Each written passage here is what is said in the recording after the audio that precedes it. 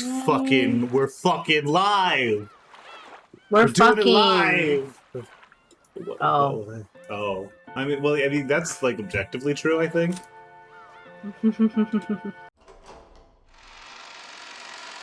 Anyways, no, did I not change did I not update? Did I not click update? I didn't click update. Oh, I'm fucked.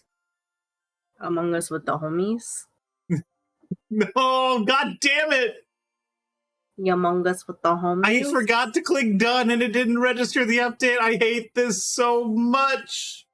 I do think it's funny that your tags are still like no spoilers for Among Us. I mean, yeah, I don't want any spoilers in Among Us. That'd be cheating. My head's getting chopped off. I know, I'm going to be fixing it.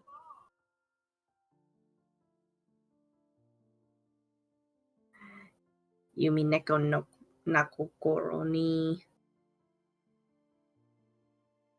Umineko no nakokoro ni. Say that fast 5 times. Umineko nakokoro ni. Umineko no nakokoro ni. Umineko no nakokoro ni. Umineko no nakokoro ni. Umineko no nakokoro ni. There. That was a bit of a struggle. It's me, Kirsche Maraschino, totally separate entity from Fiend Cherry.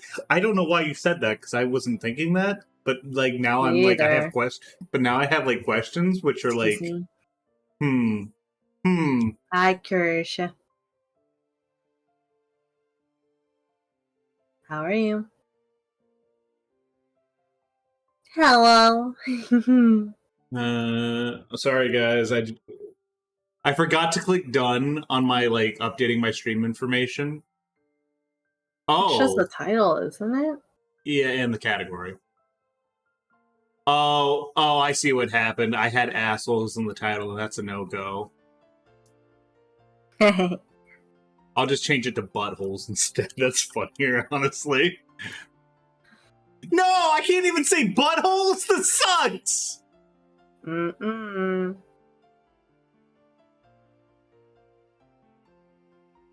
Just call them pee-pee poo-poo. Hi, Gregory.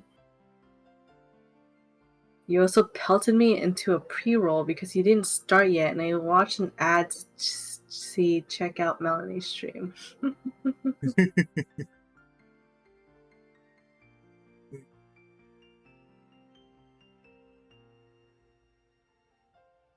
I tried to use gay in a Twitch clip title. Fine, I guess I'll say people. Fuck you, Twitch. Well, let me call these people buttholes.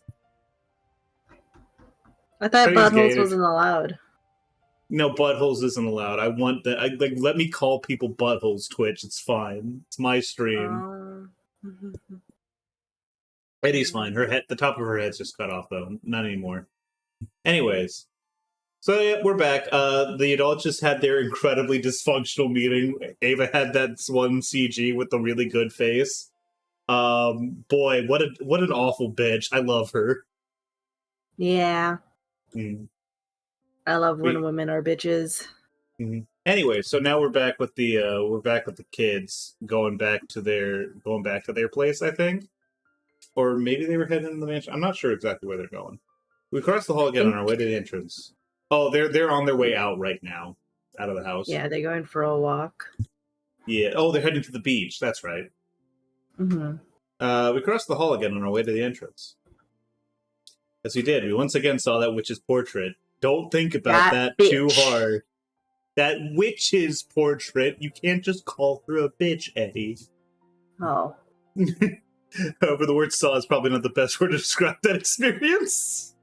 It was more like our eyes were drawn to it. That woman's eyes, with their sage-like glamour, had definitely had the power to make those who looked at her stand rooted to the spot. You're gonna really feel embarrassed about this when you meet her later and you hate her so much, but also you want to kiss her.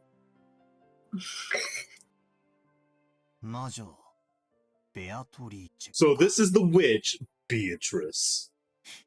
Wonder if it's true. Ooh, Battler doesn't believe. Back when he had asked her what this picture was, the first person to tell him it was Beatrice had been Maria. I Therefore, love the when font. I really love it because it gives me an excuse to like bust out the Beatrice. Therefore, when Badler showed signs of doubt, Maria must have felt that Badler didn't have faith in her. Aww. Of course, that's not what Badler meant. Maria ran up to the portrait and began banging on the plate below it. Maybe the title of the portrait was written here. Maria, trying to prove that she wasn't lying, obstinately continued to hit the plate. I love her so much. Rude. She's once again, everyone that has ever been like, Maria's so annoying.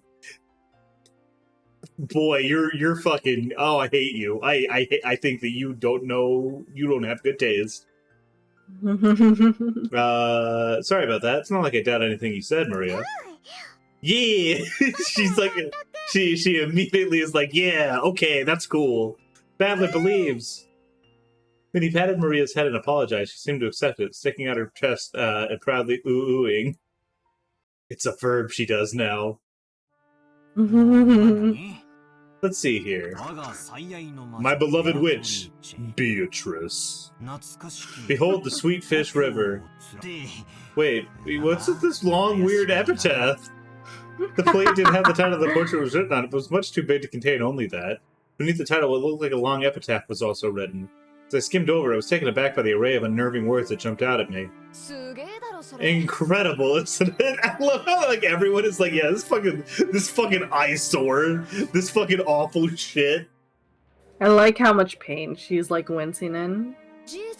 Grandfather had that written. Pretty deep, huh? I know. It's the place where the gold is hidden. Oh shit! Wait, is that the story about the Ushiromiya family's hidden gold? That's another thing that takes me back. There's gold now? Yeah, that's what I'm saying! I mean, I guess it's like the Golden Witch or whatever, so maybe the gold is, the family gold is just like this witch, and she's just like, why do I belong to this family now? Nazi gold, let's go! Oh, I would love the plot twist that like Kinzo is like a Nazi. Oh my god! I would love this like Indiana Jones. You would love that? No, I would. I would love like an Indiana Jones-esque like twist. The gold is the love of your family. All these people fucking hate each other. There's none of that here. Also, I have a breakfast burger. I was just about to ask if you ate anything good recently. And potato gems. Holy shit! Posted. Potato gems? Posted. Gems? Wait, Anaki, is that for real? Grandfather had this written, but he refused to say anything about this picture or the epitaph. Even so, amongst the family, it's often whispered that it includes the location of Grandfather's hidden gold. Neat. And that he will relinquish the family headship and the gold to the person who solves the riddle. Okay. Well, the gold is hidden right now, they need to unbury it. I just like how it's so fucked up that it's like a family of like 5, it's like 10, 15, like no more than 15 people, right? Like not even close. Yeah. And like they're like, the rumor is that he'll totally pass down his title to whoever figures it out. Mm-hmm. It's like, what, you guys are fucking just straight up speculation. It's like if this was like 50 people, sure, okay, I get that. But Rupert Murdoch has a similar setup. Damn, rich people are the same.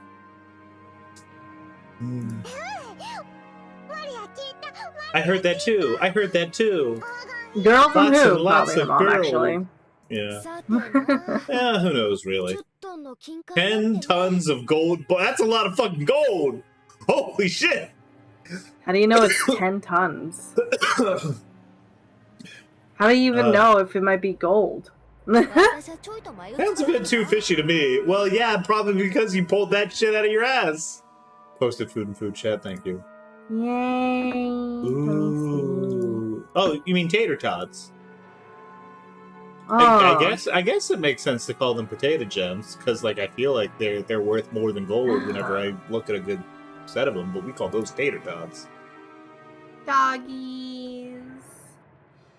Your sandwich looks satisfying. It does look satisfying. Sounds a bit too fishy to me. Still, if you read this all the way through, it almost seems real. As opposed to, like... As opposed to... I just like how bad... Like, I had this thing of, like, you know, wow, it's almost like this epitaph is real. Like, he actually wrote all this out. Like, not the legend or whatever. It's just, like, the whole... Like, the fucking plaque is real. I can't believe he actually did this. I think I already explained grandfather's upbringing. You did. But let me also mention the Ushiro-Miya family's legend of the gold. Please do. Grandfather succeeded the Ushiro-Miya family after almost totally destroyed the Great Tonto earthquake. And by successfully riding the stormy seas after the war, managed to accumulate great wealth from the Nazis. That much of the story everyone knows. However, this is where the strange part of the story begins. Part of it's closely tied with grandfather's black magic hobby, but so its credibility is extremely low, but... Oh, wait until the end before you doubt or make fun of it. Fucking tell me! Don't just give me this disclaimer, just tell me the fucking story, Battler! After the war, grandfather successfully predicted what the wealth would hold, or what the future would hold. His big game book paid off, and he accumulated a vast store of wealth. There is a mysterious legend about how he gained the funds in the first place. Hey, Video Tree. Hey, Video Tree. Also, hello, Thomas. I don't know if I actually said hello or not, but hi. Also, hello, Thomas, from me. Grandfather came from a branch family and had no connection to the business world or the financial world. Even though he supposedly built connections with the occupied forces, in the beginning he was supposedly a nameless person who had not yet gained anyone's trust. Money can only be gathered based on trust. There's no way anyone would lend money to an untrustworthy person. Of course not, that never happens. Black magic? Yeah, this dude's like fucking crazy for black magic. He's like, yeah, well, that's the sickest shit. He's a giant Westaboo too, which is like crazy. Like this really feels like the Western equivalent of like a guy who gets like really into Shintoism.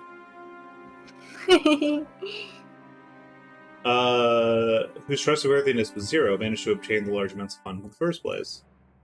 It is said that when asked that question, grandfather answered like this: "One fateful day, I encountered the Golden Witch, Beatrice." He then went on. That's one-line quote. Okay. He then went on and on about how he continued to research alchemy and techniques for summoning demons in order to become a great mage.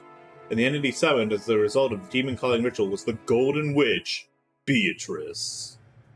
Wow. He then said he made a contract where, in exchange for his own soul, he would receive fortune and honor. I love how he's like, no, this is just what happened. I just explained it. This is like, I'm being for real. Mm-hmm. The witch then granted grandfather 10 tons of gold.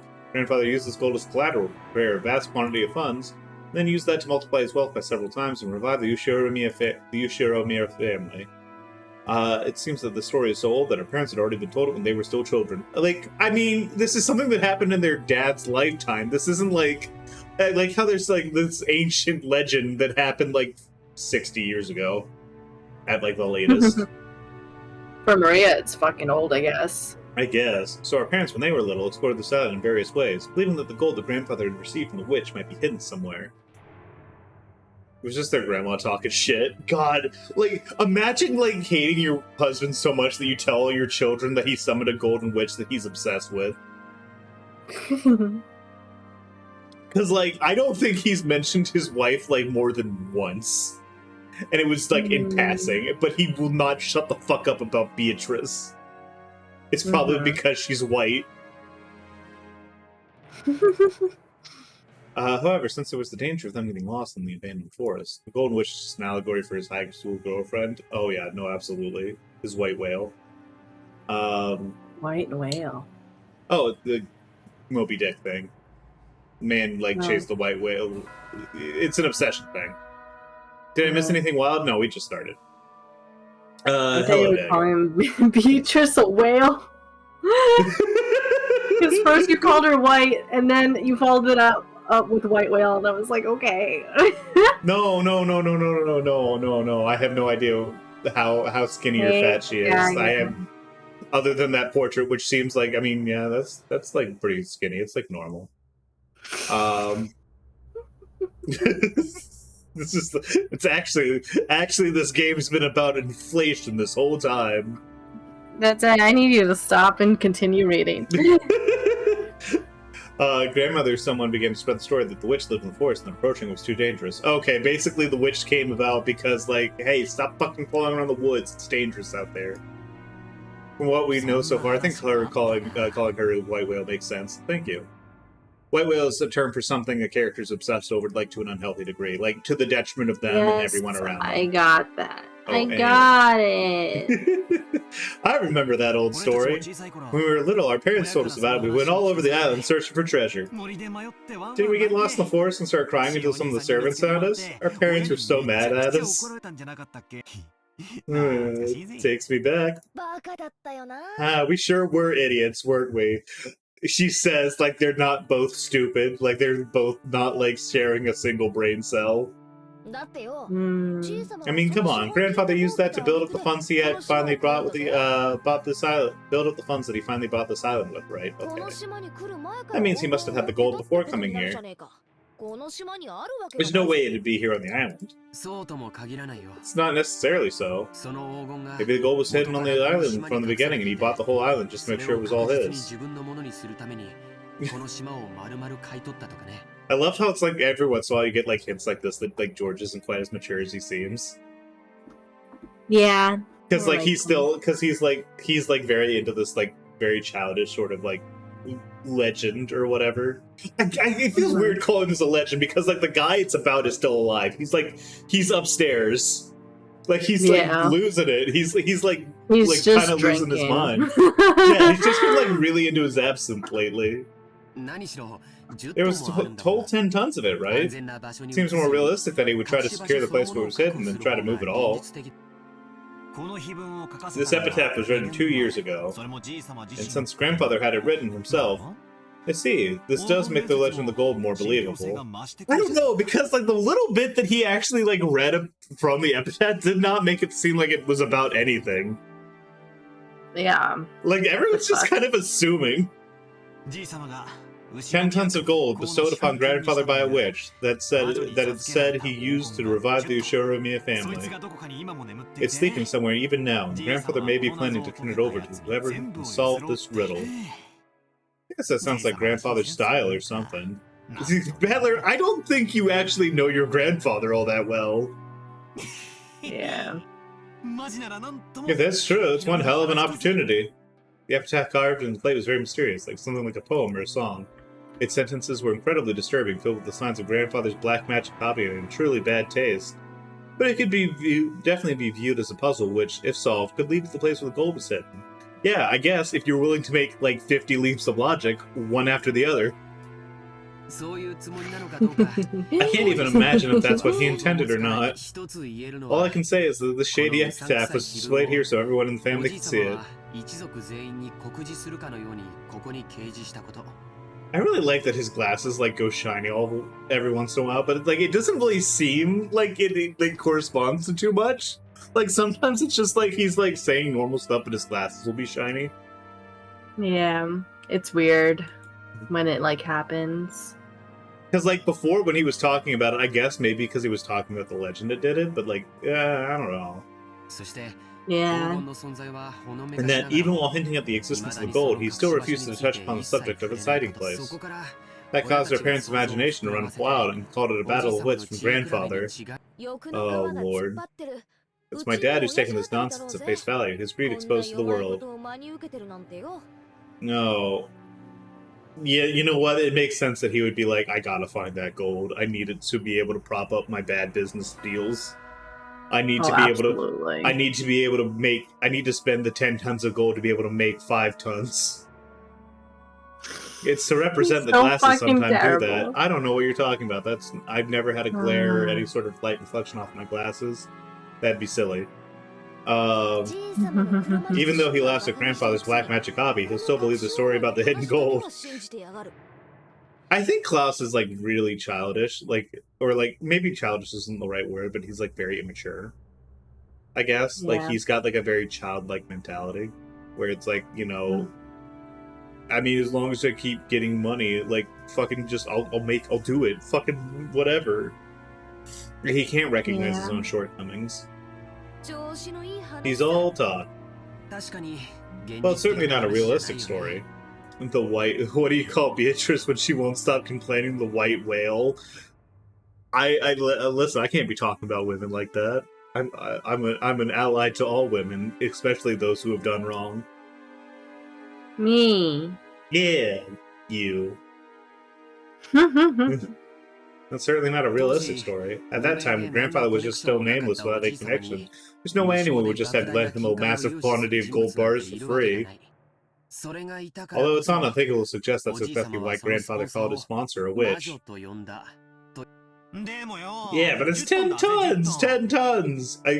Part of me is like, I'm wishing it was like 16 tons so I could like start singing the song. What song? Oh, it's this old labor rights song. I can't remember exactly who it's by, but it's called 16 Tons. It's about like a coal miner and like the awful shit that they went through or whatever. That was involved in the life of a coal miner. It's like really catchy. It's like super. It's a really good song. I like it quite a bit. You load 16 tons. What do you get? Another day older and deeper in debt. St. Peter, don't you call me 'cause I can't go. Yeah, I'm not gonna go for the whole thing, but like it's a really good song. You traded that for money. How much would that come to? Anyways, it had to be ridiculous. I love how he asked the question. He's not even like waiting for any kind of response. It's just like, oh, it's gotta be crazy. Sold my soul to the company's store. It would be a ridiculous amount. Shiny glasses.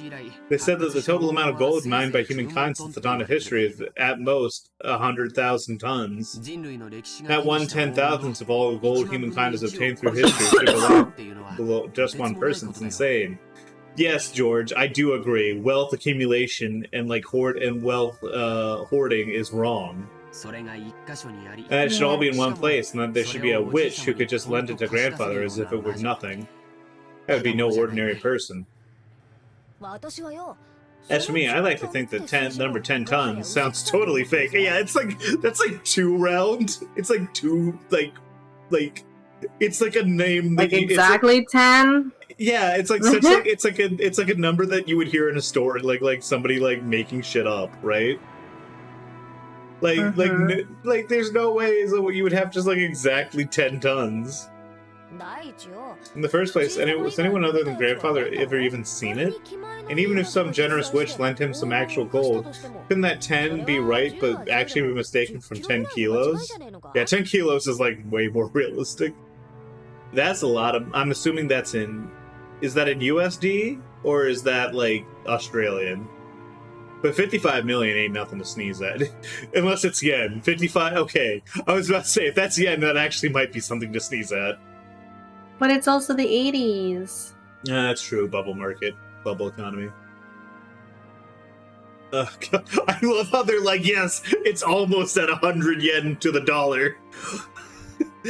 Meanwhile, we're just like, yeah, we can cope.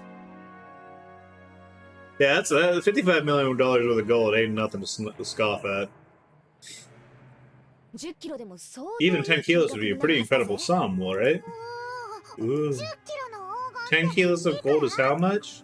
Maria, who couldn't keep up and felt like she was being spoken to in riddles, finally found a place where she could ask this question. Question which I also wanted to ask right then. 10 tons of gold goes far on the Japanese McDonald's value menu. You can buy many hamburgers. Wow. When I hadn't taken kilos of 10 tons, I know it's an incredible amount, but I couldn't put a number on exactly how incredible. George Haneke folded his arm and tried to remember the market price of gold. Well, gold is affected by speculation.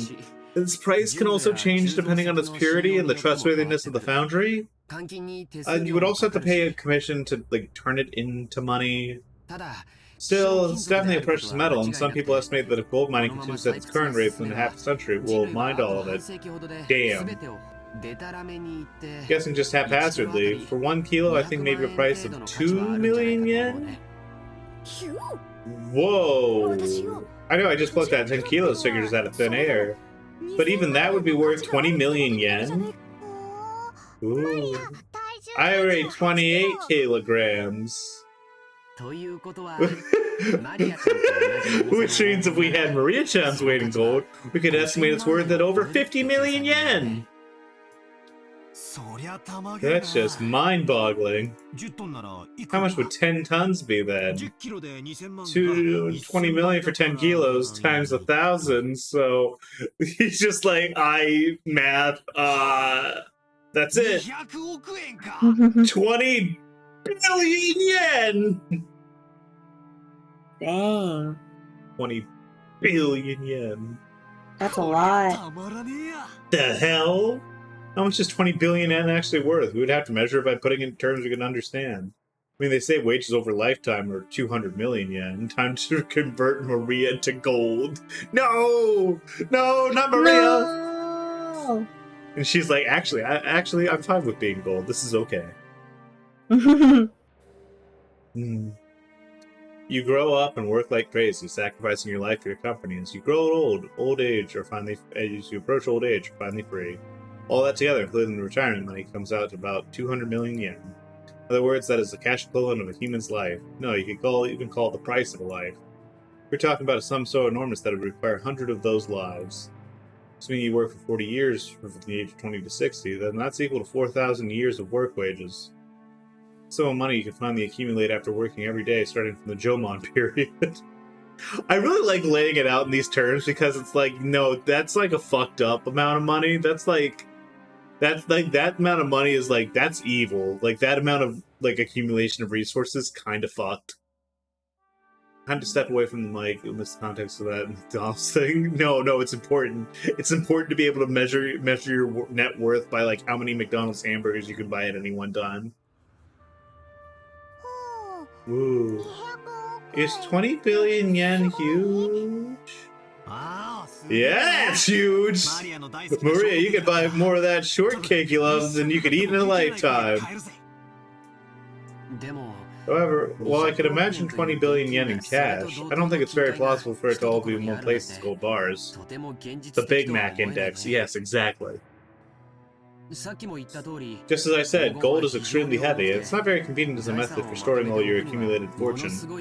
If it was all in highly valued stocks and bonds or really expensive precious gems, it wouldn't be unthinkable. Thought he had something on his face, but it's just the cursor. Yep, sorry about that, George. It's like a fly buzzing around your face.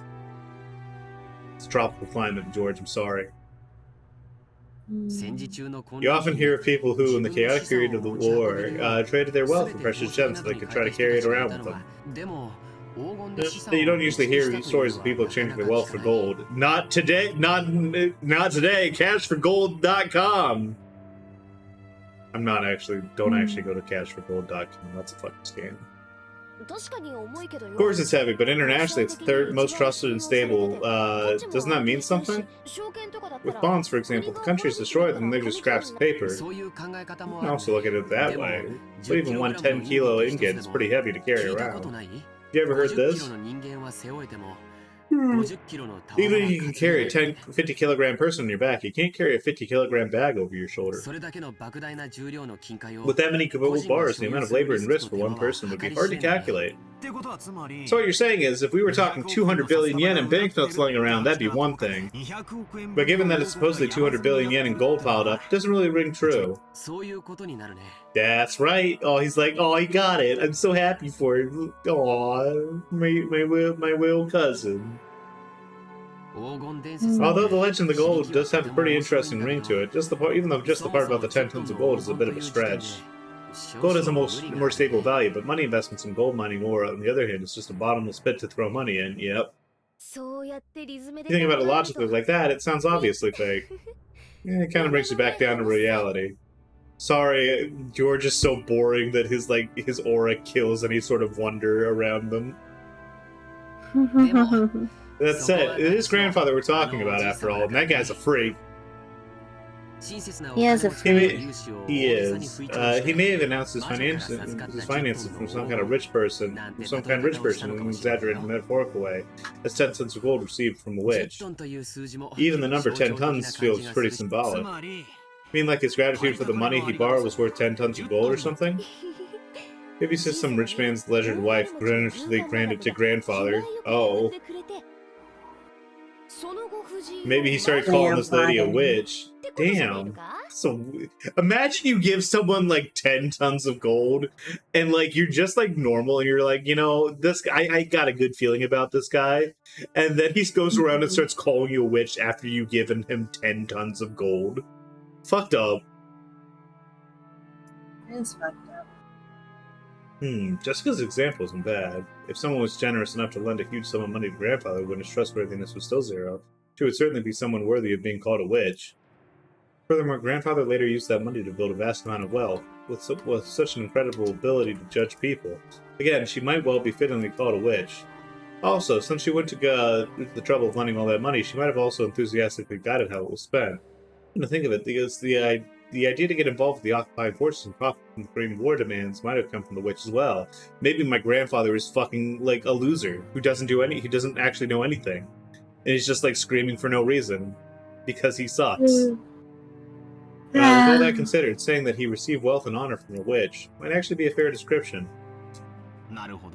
Umi Thursday, let's go! Let's go! I'm having a great time. This is such a good visual novel. I can't wait for them to start. I can't wait for people to start killing. Oh my god. Granddad was a war. I like how like Granddad was a war profiteer, but it's probably a woman's fault. Yeah. Actually, you know what? My grandpa, he sucks too bad to have done this on his own. It was the witch. Yep. So, in other words, this witch granted the funds necessary to revive the Shiromiya family and grandfather under big time. And I want, like, Kinzo to come down and like, what the fuck are you kids talking about? I'm drunk on absinthe, and it was a witch. She gave me 10 tons of gold. I don't understand why you guys are like, oh, it's a metaphor. If that's the case, and grandfather had that huge painting drawn displayed out of feelings of gratitude, yeah, that might not be that strange a story. I like once again, they've taken like something that they've been told and like are just spitting this out into like this crazy thing to like make it make sense to them. Even though like he was being very explicit this whole time about everything. Yeah. I wonder if this is going to be reflective of the rest of the story. Who knows? Nah.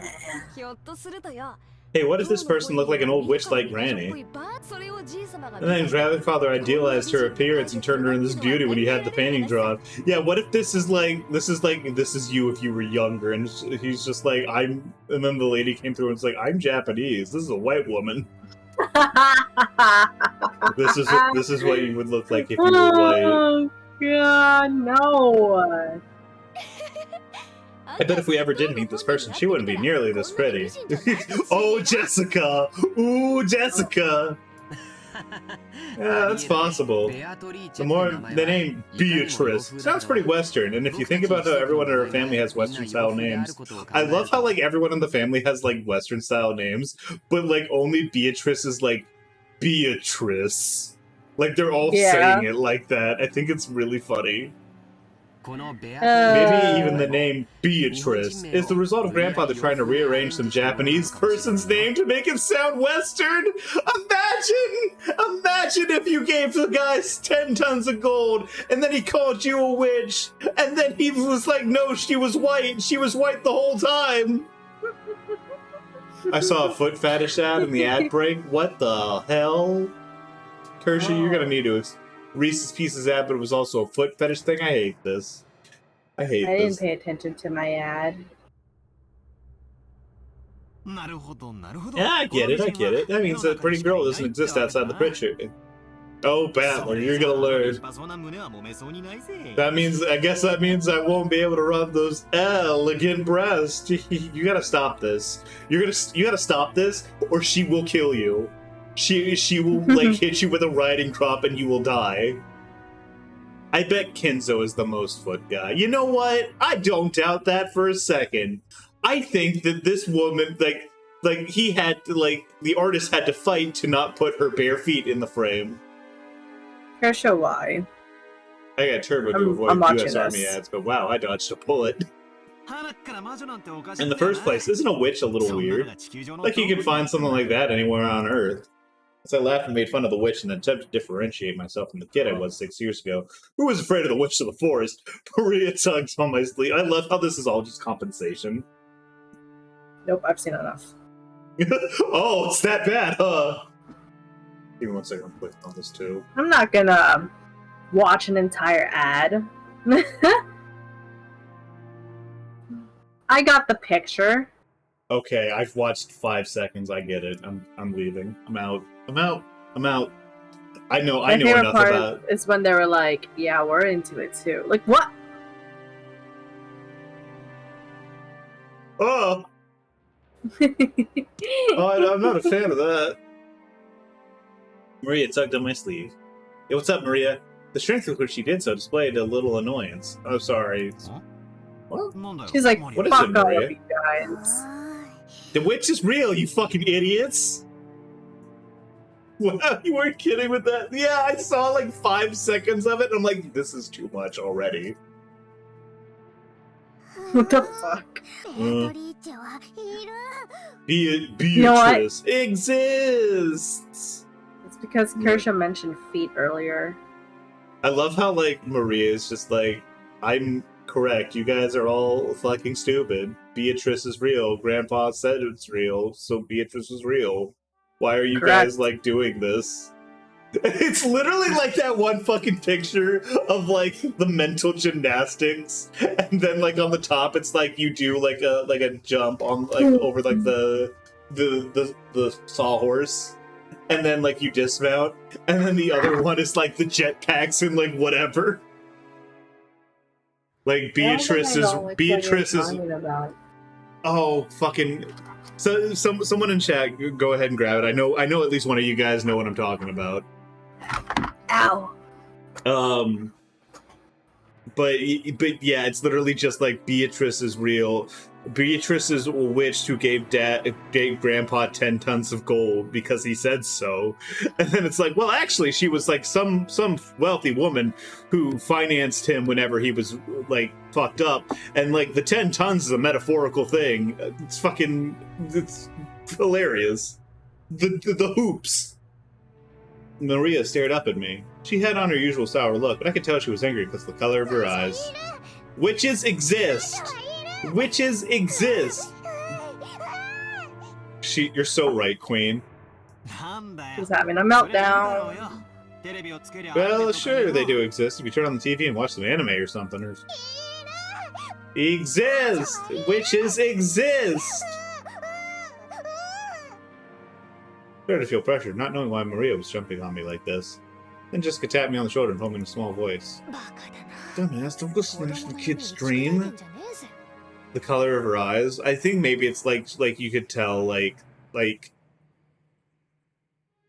maybe like her eyes were starting to get like a little red or something. Yeah, maybe something to do with her pupils.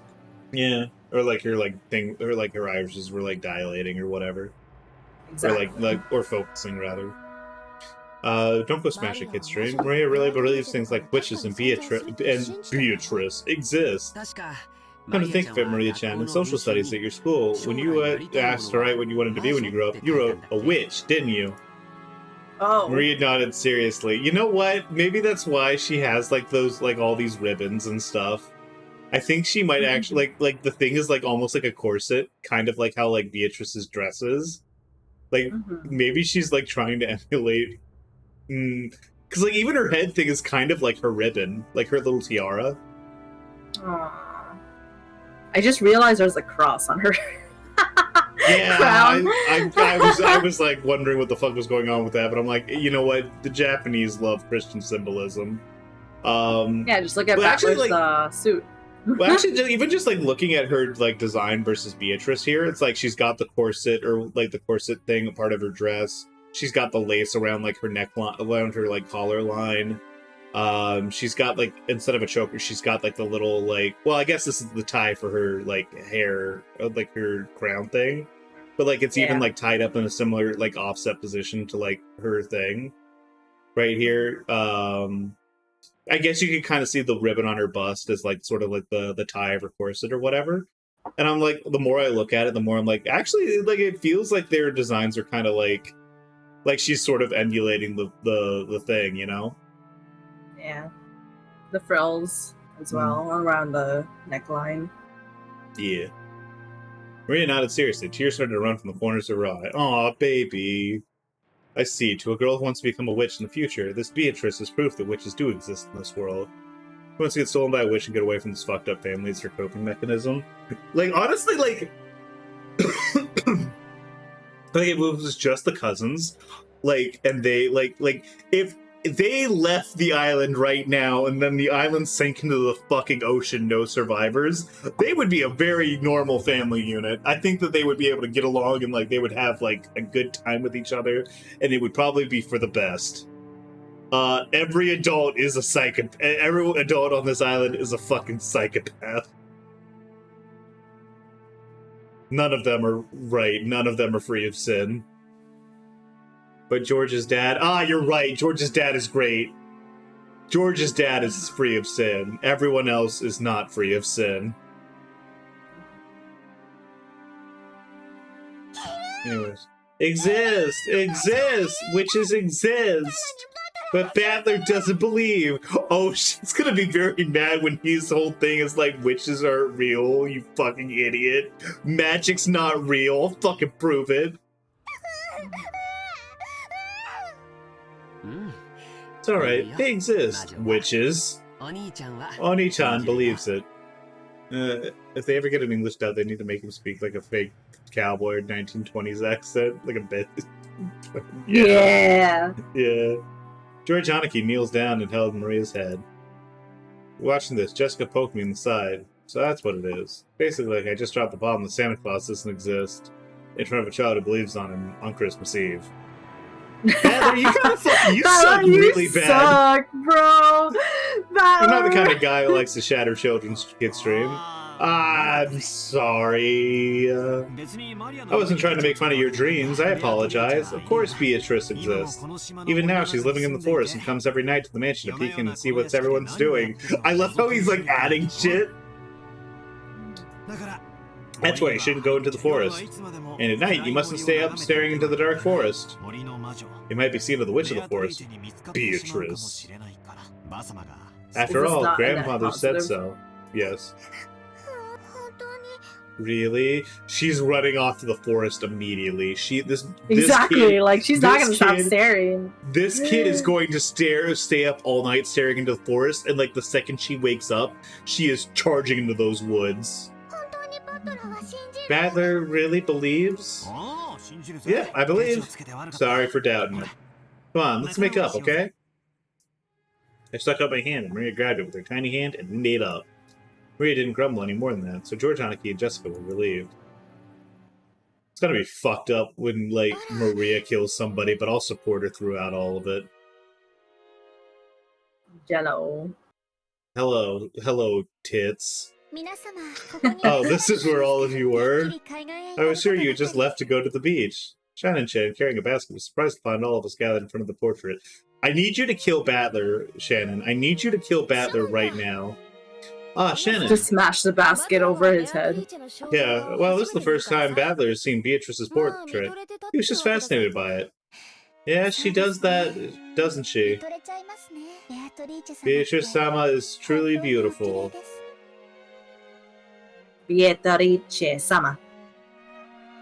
Beatrice-sama. Sama. I am sure that he captivated the master. In addition to the patron theory, there's also a theory she was grandfather's first love. Either way, although it's been several decades since he met her, even now she holds a special place in his heart. Which must mean that he is still captivated by her even today. Fuck you, Kinzo's wife. Yeah, deadass. How many kids do they have? Jesus. That must have made grandmother pretty jealous. Yeah, you know what? Probably. I don't know everything, but yeah, that did happen, actually. Whoa.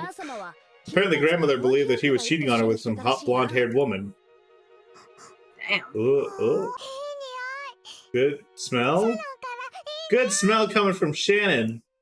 Maria, sniffing, approached the basket Shannon Chan was holding with interest. She's blushing. I can't believe this is how Maria finds out she's gay. Now that you mention it, I do notice a phrase of consent with the essence of vanilla.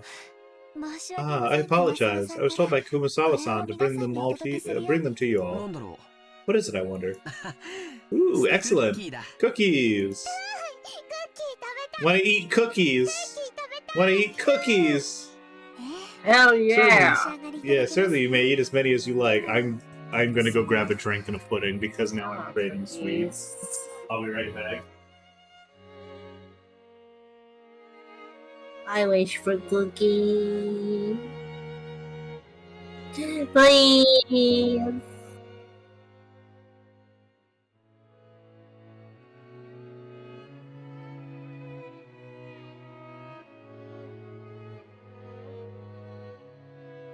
I'm painting my nails again. I've done it like once a week now at this point. I have a problem. I'm gonna wash my hands really quick. Yeah. Well, I haven't painted them yet. I was using nail polish remover. Ooh, what color? Did you just say I don't know? She doesn't know, guys. Chat. She doesn't know. Meanwhile, I have a little bit of flan.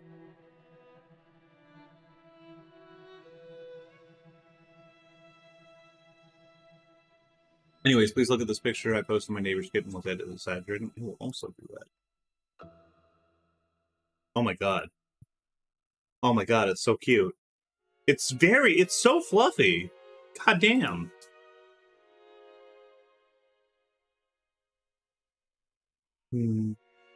Fluffy? Fluffy. Let me look. Certainly as many as you'd like, but unsure whether it was really acceptable to serve cookies in a place like this in front of the portrait. Oh, what is it? It's a fucking painting. Sorry, what? He's named Eddie Vedder. Ooh. Ooh. My name's also Eddie. Place like this in front of the portrait. Shannon sent us a glance, which seemed to ask what we wanted to do. But thinking about it, yeah, that would be bad manners. Maria, why don't we eat someplace else? Let's put the cookies in a bento and have a picnic. Ooh, have a picnic, have a picnic! After a musician, yeah. We can eat cookies, let's go. Yeah, let's get some fresh air. We shouldn't pick food right in front of the witch. Oh, right, didn't we want to say we want to go down to the beach in the first place? Yeah, you guys got Good job, guys. distracted. Let's go, let's go. Shannon-chan. Shannon-chan. Sorry, but could I ask you to get us some blankets to sit on with some flasks of tea? Right. Certainly. Shannon-chan received her instructions and gracefully bowed before retracing her steps. We headed for the beach on our own. Damn. I'm gonna wait for her. Everyone headed for the entrance in the group. Seeing as though the witch was staring us down our backs, I turned around once more. Like, if you're together with Shannon, you should probably just, like, have her join you guys. Like, that feels, like, literally weird. Like, it's weird that, like, they're together, but there's still, like, this master-servant relationship there. Exactly. Still don't believe? Oh, no, I believe. That way is more fantastical. The Golden Witch Beatrice gave grandfather 10 tons of gold. But then the asshole butler might get mad at her. Look, Dagger, I'm not gonna lie. Something about the space between ass and hole in that like really tripped me up, and I was like really concerned. It stopped my brain. It's like stopped my brain for a second. That gold might be sleeping around somewhere. Plus, they're saying grandfather wrote the strange epitaph as though he was challenging us to find it as we can. Battler, even if this wasn't about to like descend into like this crazy murder thing, you are gonna get this child killed. I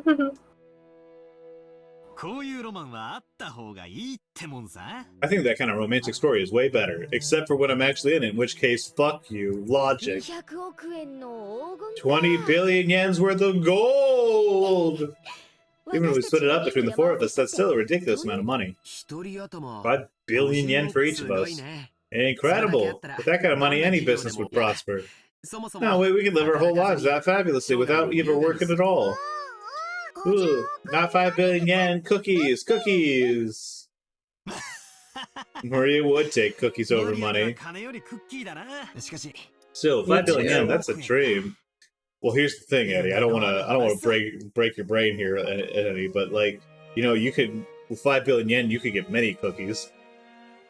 Holy shit!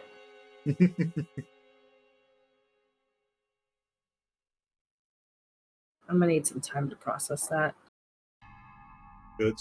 Money can be exchanged for goods and services. Hell's holes. Ah, we're fucking back. We're back to hell. Ridiculous. Yep.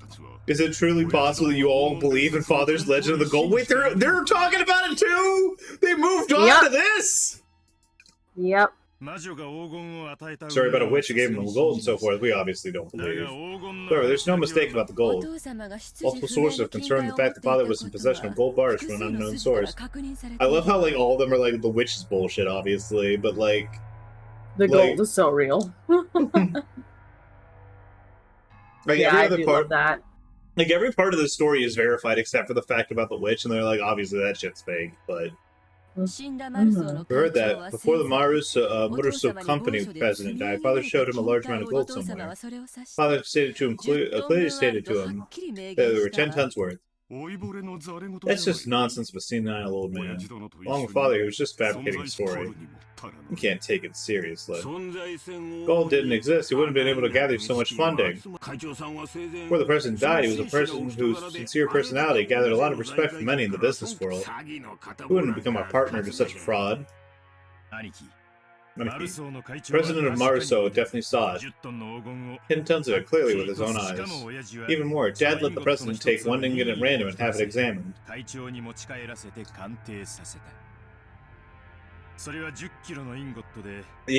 The results of the examination showed the 10-kilogram ingot had a purity of 4 ninths. Or 9.9. 4 nines. 99.99%. 4 nines. Oh. That's a 10 kilogram. That's a 10 kilo ingot. So that's like the 20 million that they were talking about before. He said the Ushiromiya family crest, the one-winged eagle, was carved into it. Almost instantly, the Ushiromiya legend of the gold spread across the fixtures of the business world. Gold from an unknown foundry had a poor rate of conversion into money. Thinking it was the chance for decisive profit, they accepted it as collateral, and as a result, Father was able to receive a giant loan. This is the most ridiculous fucking nonsense I've ever heard. Once again, they have the receipts, man. Yep, they did their research. How old are you people? Are you still taking that fairy tale you told you heard as a kid at face value? Where's the proof that 10 tons of gold even exists? Isn't it just the lies of Father and those who are closest to him? Of course it's just a story. But still, Aniki, the amount of money that Dad raised required a suitable quantity of collateral. Even if the gold was just a rumor, that he must have shown them a treasure of comparable worth to an unmistakable truth, don't you think? It was just a fiction of gold created by our penniless father. He made it seem like non-existent gold actually existed and fooled his sponsors. It was probably a gamble of a lifetime. Fortunately, his use of those funds proved successful. Korean War demands hadn't come and the Ushiromiya family had not been restored. Father probably would have been hounded after as the crook of the century. Oh. Almost done with my blonde. Give me a second. Oh, I'm so jealous. Good.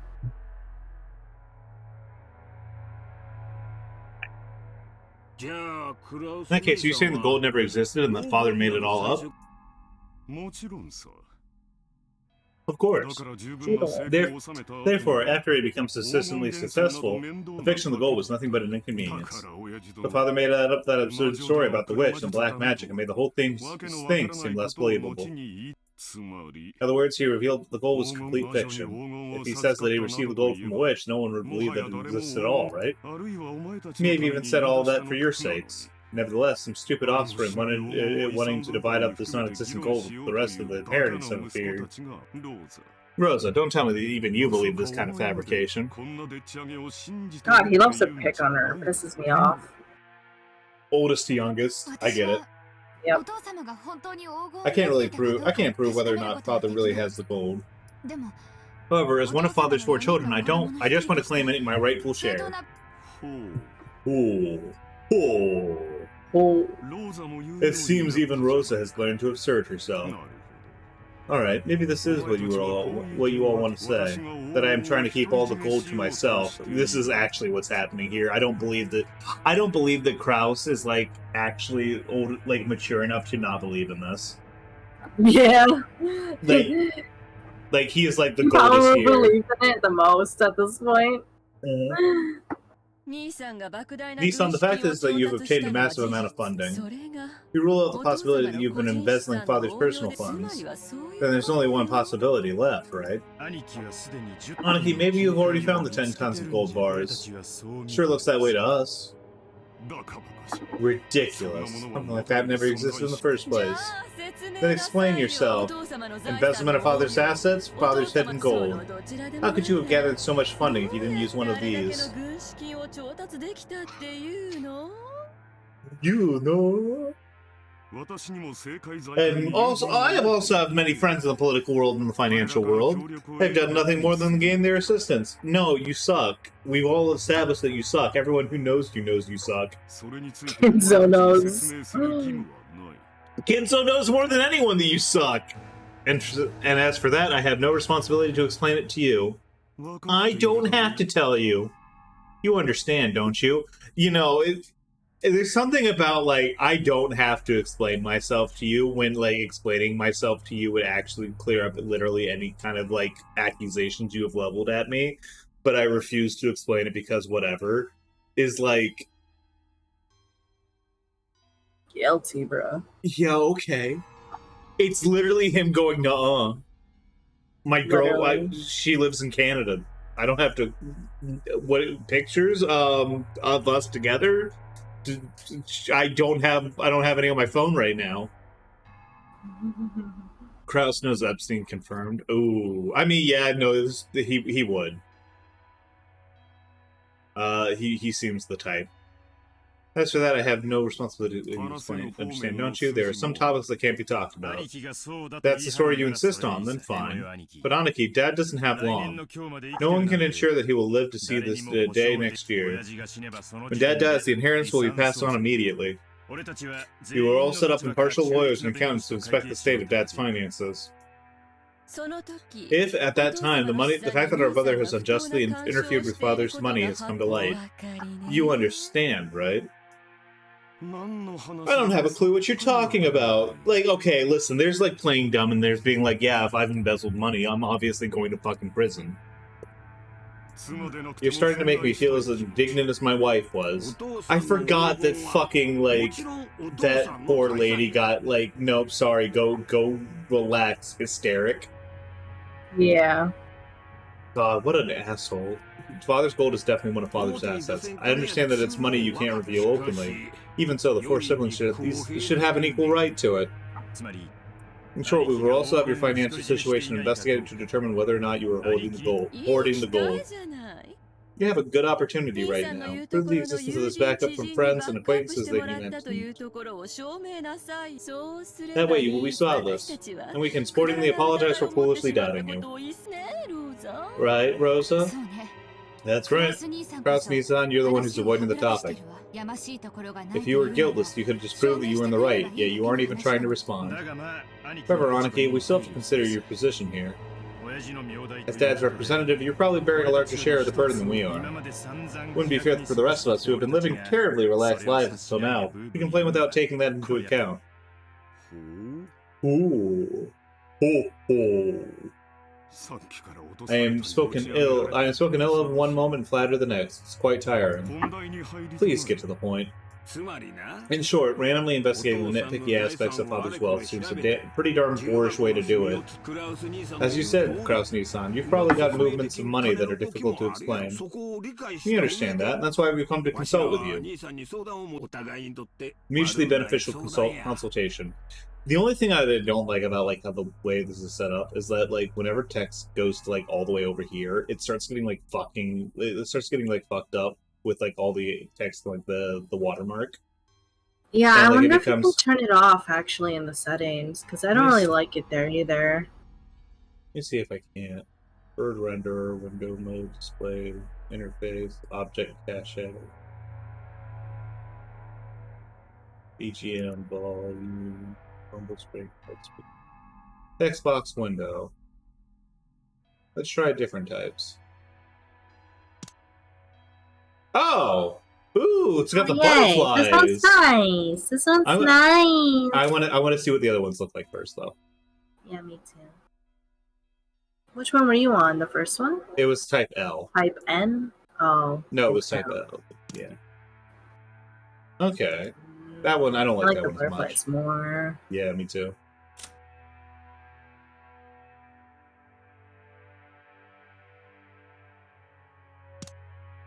Oh, okay, yeah. Oh no, this is the worst no, option. No, that's genuinely awful. Butterflies. Butterflies. Sure, Yay. randomly investigating nitpicky, mutually beneficial consultation. Consultation. Oh. I love how that's his ooh. I love how that's his ooh. That's his ooh. Yeah. Ooh. When the inheritance is distributed, you will be rewarded for your years of hard work taking care of Dad by an agreement that is generous in your favor.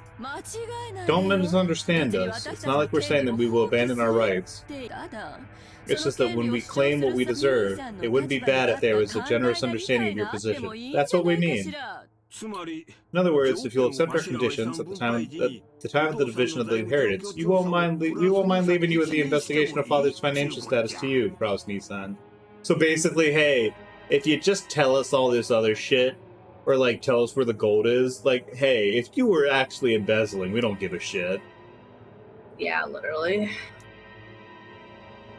All the siblings from Ava downwards suspected Kraus was trying to steal their father's wealth. In that situation, letting Kraus report on the stage of their father's wealth by himself was extremely contradictory and a huge concession. As if, as they claim, Kraus was actually embezzling money, Kraus would be able to hide that fact. Besides that, it would also be possible for him to control the distribution of the inheritance in a manner favorable to himself.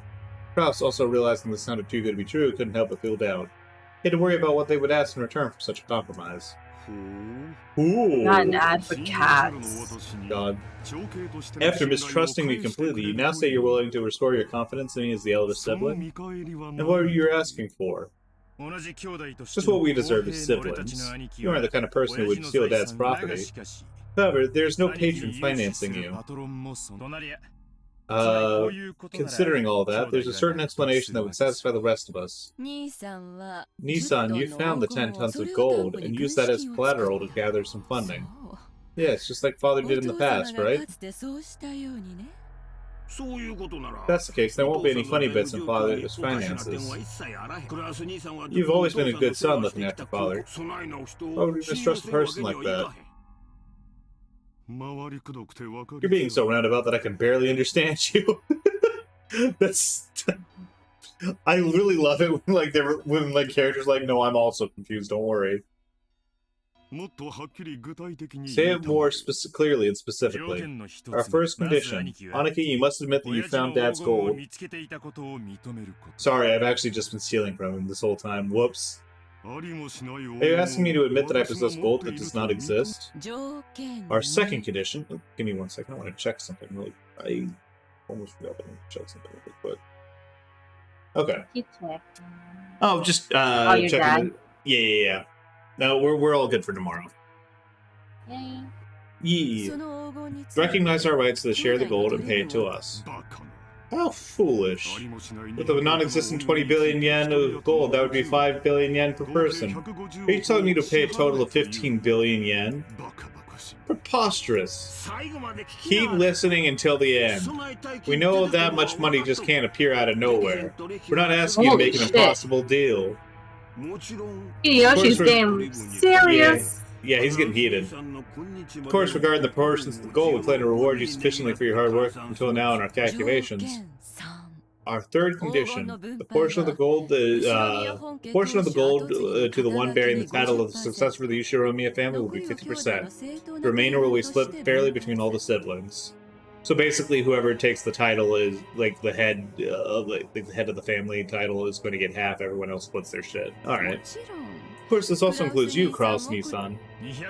Of the 20 billion, 20 billion, 12.25 will go to Anarchy. Oh, okay, so 50% and then whatever else is okay. 2.5 billion will go to Eva Nissan. 2.5 billion will go to me. And 2.5 will go to Rosa. A distribution that makes me so grateful I could cry. So you're saying, for the sake of gold that doesn't exist, I must pay you 7.5 billion. What's wrong?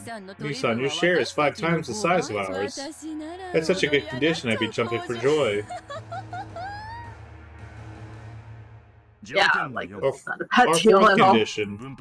The dividends will be paid out along with the distribution of the inheritance at the time of Dad's death. However, as a deposit, 10% of our portions will be paid to us promptly. Okay. Pay us now. Pay money. Give money. Give money now. What makes them think? What made them think that the gold even exists? I don't fucking know. They're crazy. They're rich. They're like it's. They say that exist. they had sources that they checked. Yeah, the sources that like either you're embezzling, in which case you're going to go to prison, or you actually found the gold, in which case like these are reasonable demands. Either way, like basically they're like either they're blackmailing their brother for 70 for. It's less that they think that the gold is real, I think. And I think it's more that, like, they think that they can use this, like, the gold, like, the idea of the gold, and, like, their knowledge of, like, what's going on to blackmail him into paying them $7.5 billion. Ushiro Miya asked people on Quora, and people said it was really incredible. The payment must be made before March of next year. What do you think, Kraus Nissan? That's an ideal chance for you to restore some trust. You need to run father's assets, isn't it? Of course, it might be impossible to get a whole 7.5 billion before father dies. However, you can't say that you can't manage a deposit of 650 million, right? Paying 700 million in half a year might be slightly bothersome, but someone like you, as friends in political and business spheres, should be able to manage it. Normally, I'd hope to receive the 7.5 billion right now, all at once. But I have concern for your position. If you were to show your sincerity by delivering 10% for the time being, it's alright to let the remaining 90% carry over until the distribution of the inheritance. So, this is, like, really smart, because I don't actually think that anyone here, like, actually believes in the gold. Maybe, like, one or two of them, maybe they got, like, thinking, hey, maybe this is real. But it's more like they're using this as like, okay, well, listen, the only other way makes sense is like if you found the gold, in which case, you know, either you've been embezzling dad's money, which would put you in prison, or you found the gold, and because they know that the gold isn't real, they know that he's been embezzling. This is basically them blackmailing him for like 7.5 billion. Because they can use that to, like, set a price that, like, makes sense and allows him to save face as someone who's not a criminal. Or pretend he's not a criminal, at least. I think that's what's happening here, Thomas. I don't actually think any of these people believe in the gold. Of course, this may just be me reading too much into it, but this does seem like the type of shit that they would get up to, you know? Right? Surely even you can offer a mere 10% to show your sincerity. So the right to investigate the status of father's assets is being sold to me for 750 million. Exactly, this is what's happening here. Isn't that great? You all sure have grown. I never thought you would all be capable of offering a deal to me. Nissan, if you accept these, the rest of us siblings will leave the investigation of father's assets to you. However, the results of that investigation will be subject to appeal. It's only natural, right? We'd be sad if you adjusted our portions downward by 7.5 billion. As a general rule, we wouldn't complain. As long as you do it neatly, it's fine. As long as you don't do anything significantly obvious, we don't plan to aggravate anything. We want the inheritance quickly as much as you do. We don't want it all to get drawn out and led astray. In case of an appeal, who would do the second investigation? That can be you as well. So probably the first and last opportunity is for us siblings to discuss this. I really love how Rosa, like, basically starts almost every single one of her statements in this conversation with, like, this huge amount of ellipses. Like, she's dotting all over the fucking place where everyone else is making confident statements. She is very She's super clearly... hesitant. Yeah, she's, like, super uncomfortable with this. I trust you not to let it come to that. I really love its, like, laugh, different kind of laugh. Cackle. Cackling is different. It is, but like some of these are not. Rosa, you really can't talk sometimes. That Kraus was not trusted whatsoever as the oldest sibling, but was by now so obvious that it required no explanation. The formerly tyrannical older brother would always abuse his privileges and infringe upon the other sibling's shares. In response to that, the other three, that were now adults, were for the first time striking back at him by working together. I'm sorry, but there are further conditions. Damn, Hideyoshi! Our fifth condition! Holy shit! God damn! This decision must take precedence over father's will. Ooh!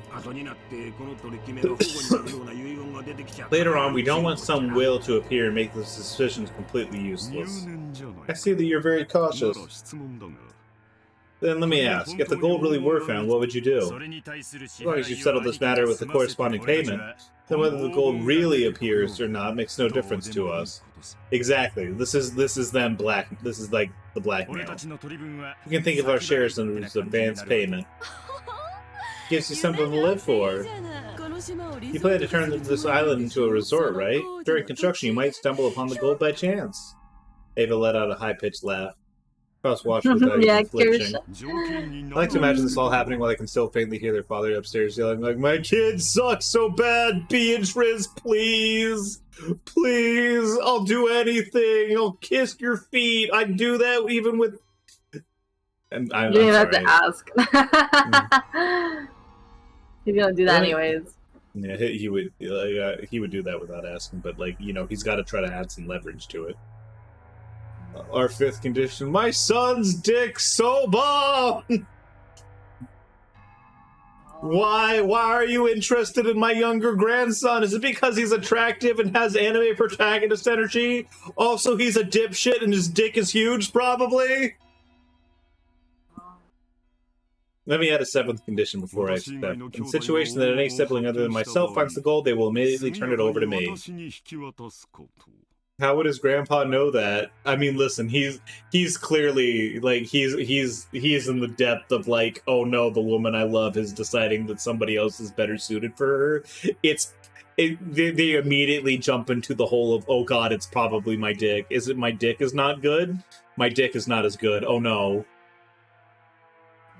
I'm not saying that dicks think. I'm not saying that this is like... I'm not saying that this is, like, something he actively knows about, but I am saying that this is something, that this is where the brain would go with this kind of guy. Yes, of course, we'll guarantee you that. That sound. Okay, her agreeing to that condition immediately tells me that they don't believe in the gold. Insignificant details. The others, who were forcing Kraus to pay money for some non-existent gold, yeah, exactly, would of course not insure Kraus's portion if they actually found the gold. From the beginning, this deal had been nothing more than a threat directed at Kraus. I'm so glad I read that correctly. While the truth might be different, the probability that Kraus was embezzling his father's assets was extremely high. When at last Kinzo faced death and it would come time for the inheritance to be distributed, surely some unpleasant facts would come to light. The situation would likely be a fatal wound to Kraus. They had latched upon that weak point, threatening their brother under the veil of compromise, trying to wring out a huge sum of money. However, they let one thing slip their minds. The three of them had forgotten that their older sibling, who they couldn't defeat unless they banded together, was a very nimble thinker when it came to being crafty. Kraus relaxedly let out a gloating laugh as he spoke to Ava, who could not hide her smile, so certain she was of her victory. It was actually 100 tons! You fools! Wow. You idiots! You dumbasses! This all sounds marvelous to me. I have been feeling a deep pain in my heart, my extreme from the rest of you. By accepting these conditions, I can make our sibling relationship friendly once again. I would be quite pleased. I would gladly take you up on your offer. Be happy, Rosa. We have a deal. Fucking She Rosa again. keeps picking on her. Rosa's expression was dim. When her brother started talking like this, the conversation would never change for the better. Ava was also sensitive enough to realize this. Therefore, even though Krauss had obediently accepted the deal, she was unable to wipe away the feeling of insecurity. Actually, I was gonna have to split 10 billion with you, like 100 billion with you guys, but whoops, you guys are fucking morons. That's not like you, Nissan.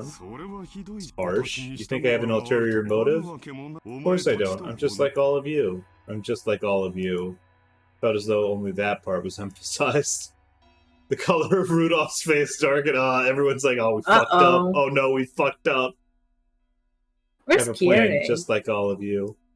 I think she left.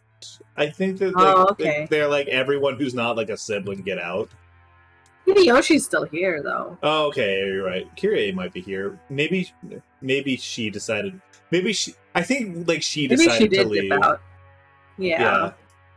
The Senate gave him a sense of urgency, trying to bring this near-finished discussion to conclusion for us to wrap it up.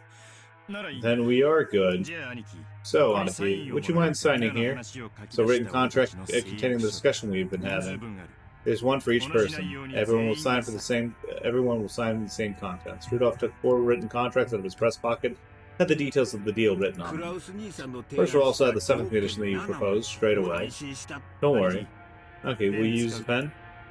Rudolph took a fountain pen out of his breast pocket and offered it to Krauss. Krauss made as if to accept it, but with a small laugh, drew back his hand without taking it and spoke. Actually, in order to make sure this agreement is definitely effective, I would like to propose a single amendment. When Krauss said that one sentence, all the siblings felt at the same time as though something annoying was creeping up their backs. Not even sense. That won't just do. Something annoying. We've already decided, haven't we? Be quick and silent. Now, okay. This bit's going a little bit crazy. Because, like, there's obviously some twist. My thinking is, like, what if Krauss is bluffing? Like, what if he is, like, what if I act super confident, like I have a plan, when I'm actually just shitting myself on the inside, and I somehow managed to convince them to back off because I was such an awful person to them when we were kids? Oh my god. That'd be fucking crazy. I could totally see that, though. Mm-hmm. Why are you so impatient? Of course I'll sign. I'll promise you all your share of the gold, 7.5 billion yen. I also promise that when father inheritance is distributed, I will neatly liquidate it. However, there's just one point on which I must ask you to compromise. What are you talking about? What point don't you like?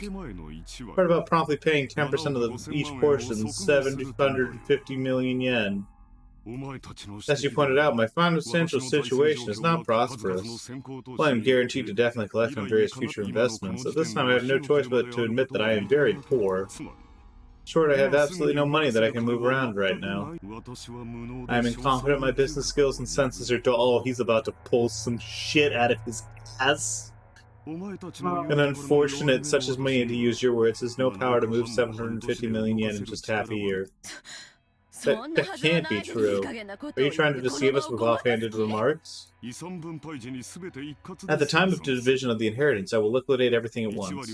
Remove the condition that I must pay you 10% in advance. That is all you have to do to get me to sign. Krauss Nissan, that 10% is nothing more than a number to measure your sincerity, isn't it? Strictly speaking, we shouldn't even be making you a deal in the first place. We're doing you a big favor by offering you to let things slide for just 10% in good faith money. We explained that to you, so don't you think rejecting that part damages our trust relationship a little?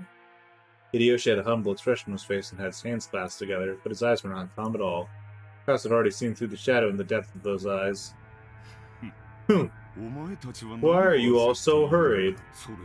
Are you possibly afraid of something? Rosa, won't you at least tell me?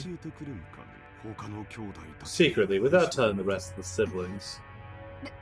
It's not like I...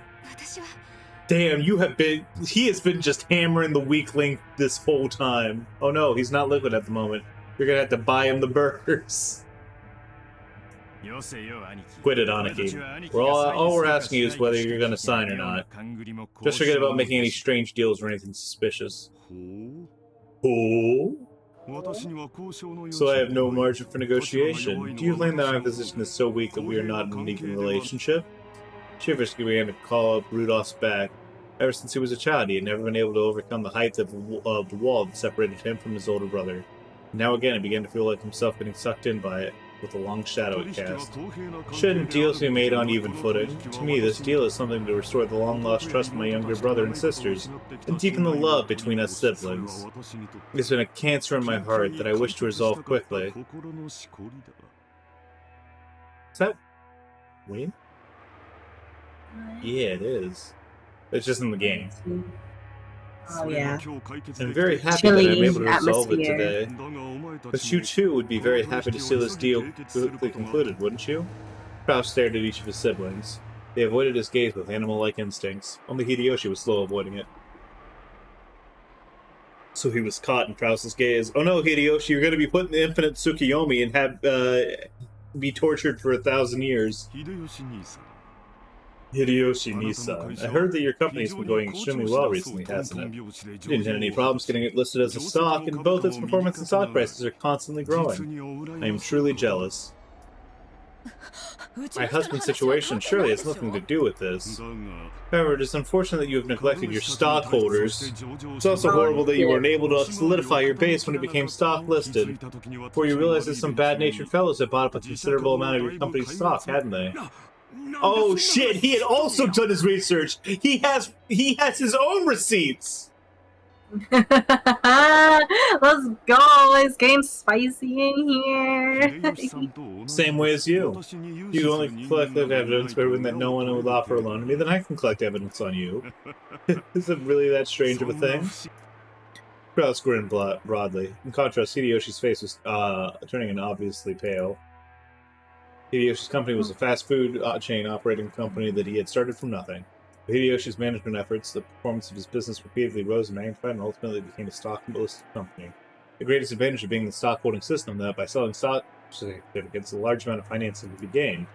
That amount is far greater than the actual profits from the business. It made an extremely effective way to gather the massive funds needed to grow his company even further. However, in exchange for financing the company, the stockholders have certain rights.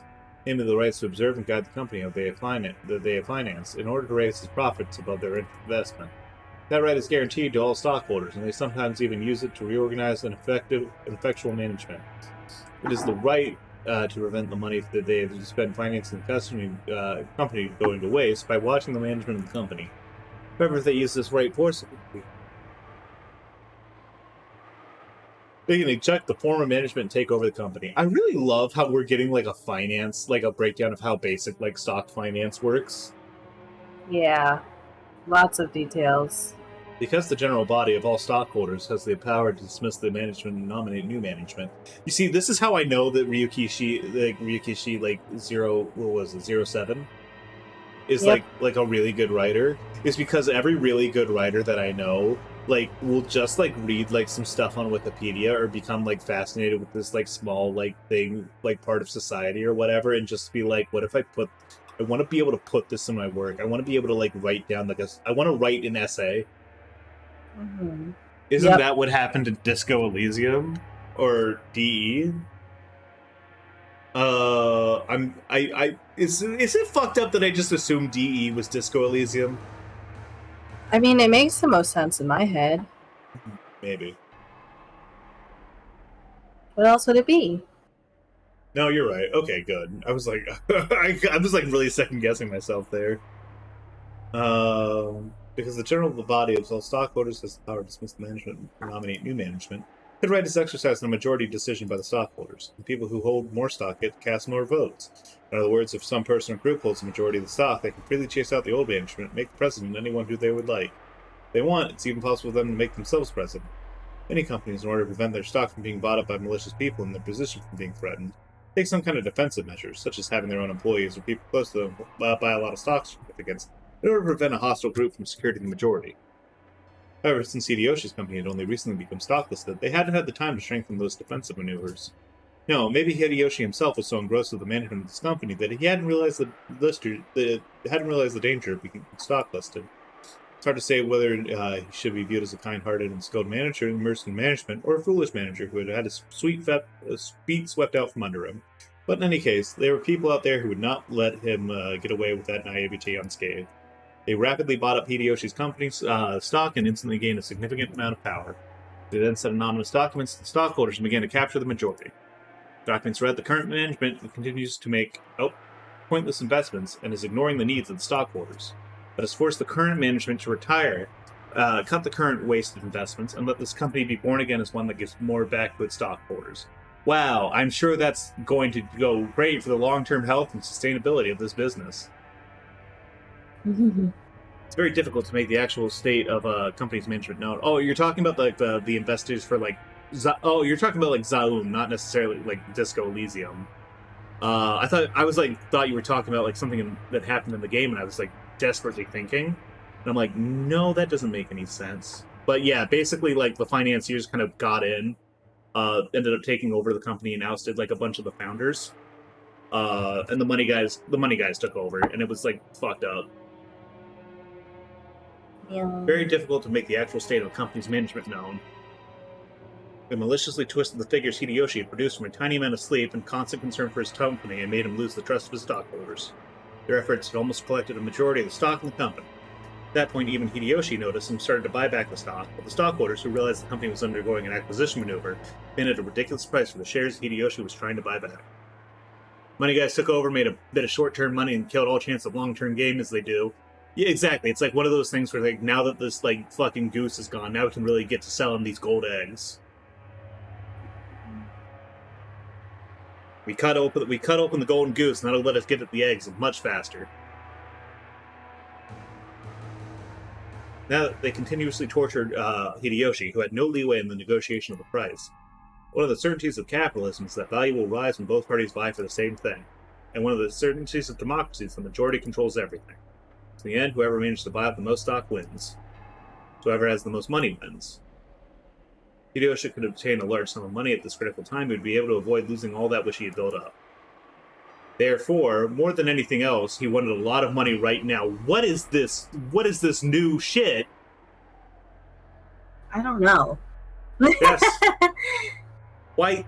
Wait, why that one line? Why just that? The urgency. He couldn't wait for the division of Kenzo's inheritance, which may not happen for some time. You, Rudolph, you've been in a lot of trouble lately, haven't you? They say it's scary overseas, but it seems like that's really true. American trials are settled quite emotionally. They wouldn't give a generous judgment to a foreigner. Weren't you advised by your lawyer that making a settlement with the other party would be more economical in the end? Oh shit, Kyrie is here! Oh, she never left. She was just listening. Huh. He was like, I'm shutting up and I'm gonna stay out of listening. this. I'm gonna sit my white ass down and listen. What is he saying? Just troubles at work. No big deal. It'll be settled with money. Kyrie quickly recognized what Rudolph's complicated expression meant. Husband had gotten wrapped up in some kind of trouble without her knowledge and had been suffering alone. Oh shit. He's like, I'm tightening the cage after this. Yeah. That's right. In this world, anything can be settled with money. After all, it can even buy back the broken bonds between siblings. America is very fussy about the violation of its rights. But with money, anything can be settled. Long live capitalism. What a good fucking line, bro. Yeah. Although rumors abound that the settlement money may reach several $1 million. Rudolph had been building a large amount of wealth with a certain type of niche market. However, a niche is a niche. It's definitely not a sunny job. American corporate giant was trying to accuse Rudolph's company of violating their rights. For various reasons, it thought that winning the trial was extremely unlikely, and that Rudolph was being pressed to surrender outright. But even so, there was a way to resolve it with money. If he'd only pay that money, it might be painful. He could still pick himself back up. But if he didn't pay, he'd lose everything. Therefore, more than anything else, he wanted a lot of money right now. Grizzly, you're a good and noble little sister. But you wouldn't even touch a dangerous money game. However, your soft-hearted nature was your ruin, wasn't it? I wouldn't think one would agree to become a co-signer so lightly. That has nothing to do with you, Kraus-Nissan! Oh, she's mad. Oh, she's really mad. She's pissed. Rose uncharacteristically laid bare her emotions and yelled, because she had thought she had kept it a secret. As Kraus watched, he let slip a muffled laugh. There was nothing to fear. Every one of them, more than anything else, wanted a lot of money right now. In other words, the situation had been reversed. It was only Kraus, who they were threatening, had no urgent need for a large sum of money. Compared to that, the three who were threatening him wanted money quickly, no matter the cost. Oops. The longer Klaus postponed the steal, the greater advantage to him. Kraus was very sly. He had known of their Achilles' heel from the beginning. Even so, he had not been certain. Therefore, he had hidden that until the very end, and closely upon completely examining their attitude, had struck back. If I could, I would love to raise some money for my darling brothers and sisters in their time of need. But unfortunately, I have nothing on hand. If you have any sponsors in mind that can raise the whole $750 million, then I suggest you try there first. Klaus's elated words were horribly blunt. Those siblings could do nothing more than listen, grinding their teeth. If they could think of a sponsor that convenient, they wouldn't have kept up this charade. It ended in this huge battle specifically because they had exhausted all of their options. If you're still set on relying on your older brother, I could use my influence to find you sponsors. Oh, wait, you already said that I have no influence. Damn! Then I can't do anything, can I? Ooh, so sad. Oh shit! The sass. Kraus's low, gloating laugh began to fill the parlor. This is me every time my siblings bring up really good points, and I'm like, "Ooh, sorry, I'm 6'2". I'm 6'1". You're 6 foot. It's really unfortunate. Wait, which one are you? Are you 6'2", 6'1", or 6 foot? I think it. Oh, they're 6 foot. I'm 6'1". I might be 6'2". I haven't measured myself in years. But I know very at least I know that I'm 6'1". Kraus's low, gloating laugh began to fill the parlor. The younger siblings, who had until now been driving the oldest brother into a corner, could do nothing more than grimace and grind their teeth. Don't make me laugh. As if I would put myself in your debt. Don't make me laugh. Don't make me laugh. If we relied on you, how would you help us? Two completely opposite reactions to this. I told you, didn't I? All I can do is find other sponsors for you. Of course, I will do my utmost to negotiate that so you can borrow the interest as well. Damn you. Taking advantage of us. Baby. Please calm down. Baby, please calm down. Damn, she really... she is very literally wearing the pants in the relationship. Holy shit. I love their relationship. I'm extremely cool. I'm sure that Rudolph is, kind of a giant piece of shit. But... I do like Kyrie's his relationship. Yeah, I'm extremely cool, you bastard. Kyrie grabbed her husband's hand. That actually made him feel even more pitiful, so Rudolph shook it off. Kraus laughed as though saying that made him extremely happy. If only we could truly find Father's hidden gold at a time like this. Then we could split it up into 2.5 billion portions for you right away. How sad, how sad, how very sad. How extremely, totally, hopelessly sad. Bro, we get it. Tonight, let us drink together as brothers and sisters and discuss the whereabouts of Father's hidden gold. Solve the riddle of Beatrice's epitaph together, why don't we? With our 4 friendly siblings all together, there's surely no puzzle that can't be solved. Wow, what a fucking asshole. Right? I mean, he waited until he was, getting, blackmailed and shit to, flip it around on him, but, shit. Mm-hmm. It's crazy.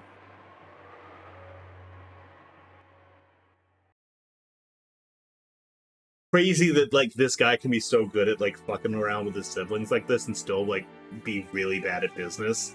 They all suck so bad at business, honestly. Yeah. Kinzo, you failed all of your children. How interesting. And what are the conditions that they attached? Certainly. Whether or not Kraus-sama actually discovered the gold, he could pay Eva-sama, Rudolph-sama, and Rosa-sama a total of 7.5 billion for their shares. Over 10% of that would be paid before March. I love how he's like, oh, this shit's fucking hilarious. They're fucking idiots. That he would have his feet swept out from him by his younger siblings is truly amusing. But it seems they couldn't seal the deal. Yep. When did you hear this? Kurosama exposed that Ava-sama and the other siblings all had an urgent need to get money. When the Snooping fuck? much. What God the damn. fuck? He's very quiet. Mm-hmm. So if he's given something that simple, he can see through it then. He can't even manage incompetence. What? He's like, I can't even, like it's like he did something correct, and he's just like, God, he can't even be consistent when he's being incompetent. What are they doing now? That conversation's been put on hold for the time being. Now, Beatrice-sama's epitaph is being discussed. So they're trying to solve the riddle and find out where my gold is hidden. Yes. Kinzo set down his glasses and snorted. Will the miracle be fulfilled first? Or will those fools expose the gold first? What a sight to behold. If those fools solve my puzzle, then at that time I will be completely defeated. They can suck my corpse down to the last fragment of bone. That's not something I would say about my children, but okay. That's weird.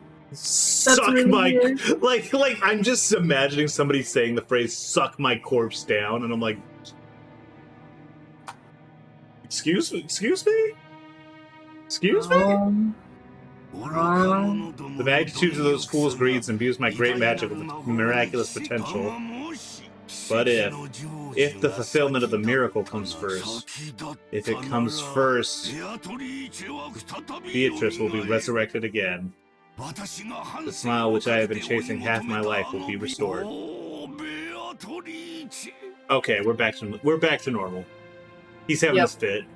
Old man's having his fit. The sacred night when the miracle will be wagered will come and the devil's game will begin.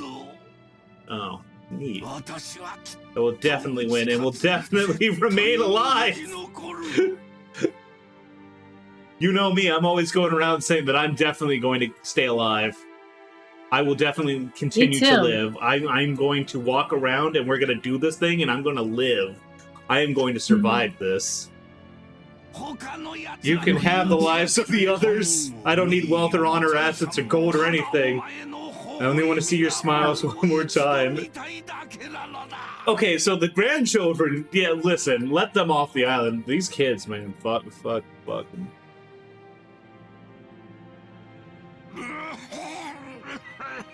The kids are fucked. Kinzo choked, apparently in great pain. It's like the further away you get away from Kinzo, like down the family tree, the less fucked up you are. He just radiates this this bastion of like poor mental influence. Mm-hmm. Cannon got closer and tried to pat his master's back, but Kinzo signaled that he didn't need to. You know why I went through the trouble of exposing the hidden location of the gold so everyone could see it? I do appreciate that, the gold is real. Like everyone's like, oh, this is a metaphor. Oh, this is whatever. Oh, whatever. He's like, no, I said I had gold. He's literally trying to help them. Mm-hmm. No. It's because magical power is determined by risk. I get it. So by literally putting it out there and being like, it's right here, dipshits. It's right here. Just solve the fucking puzzle. And you'll get 100 tons, 10 tons of gold.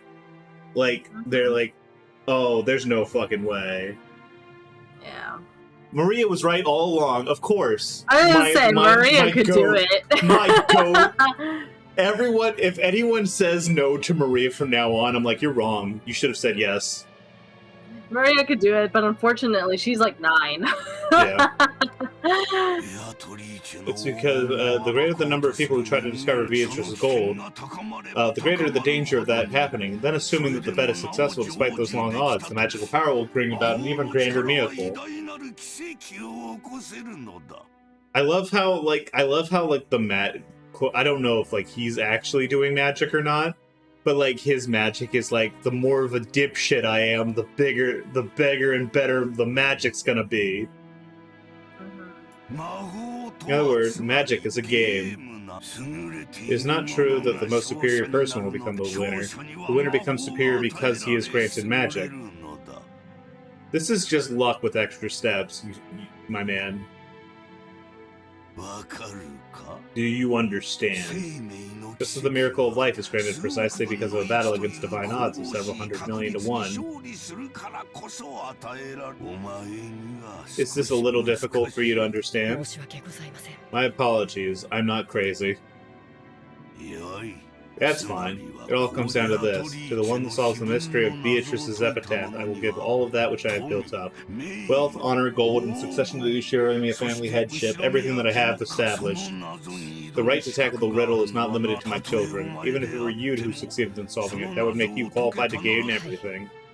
Yes. However, I couldn't possibly understand such a difficult riddle. Of course, I made it difficult, but you must also challenge it. He's like, no, I need you to do this so that way my spell is fucking crazy. Then it will become the seed which the miracle of my magic will be summoned exactly. If everyone challenges it and everyone fails, then that will be that. However, if the miracles are gathered and the magical power is born, it will happen then. Beatrice will revive. Therefore, you two must challenge it. All must challenge it. And in doing so, they must give strength to my magic. Do you understand? Yes, I will try. For a long while, Kinzo repeatedly muttered to himself, agitated and grabbing onto his head. Cannon stayed where he was, alert and unmoving, until he was given the next order from his master. Kinzo finally realized this. That is all. Leave me now. There's a bag of sweets on the liquor cabinet. You may take some with you as a reward. I'm fine. After all, I am furniture. Did he just try to offer him a bag of candy? Yes, he did! So furniture doesn't eat sweets. Indeed. In that case, leave me. As you ask. Please excuse me. You should have taken that candy. I would have. I don't give a fuck. You're like, I don't give a fuck if I'm furniture. These couch cushions are gonna eat all the fucking candy at once. That's probably some good fucking candy, though, if you really think about it. Oh yeah, there's no... Either that or it's like the worst fucking candy known to man. Or it's like old people candy, right? Yeah, or it's like the most like fucked up, like they ate this in the Great Depression because they didn't have anything and it's more salty than sweet or whatever. Oh no, yeah, you're right. like he is it's either the best thing in the world or it's maybe the worst thing that's ever been conceived by man. Cameron bowed and left the study. As the door closed, a heavy locking sound resounded.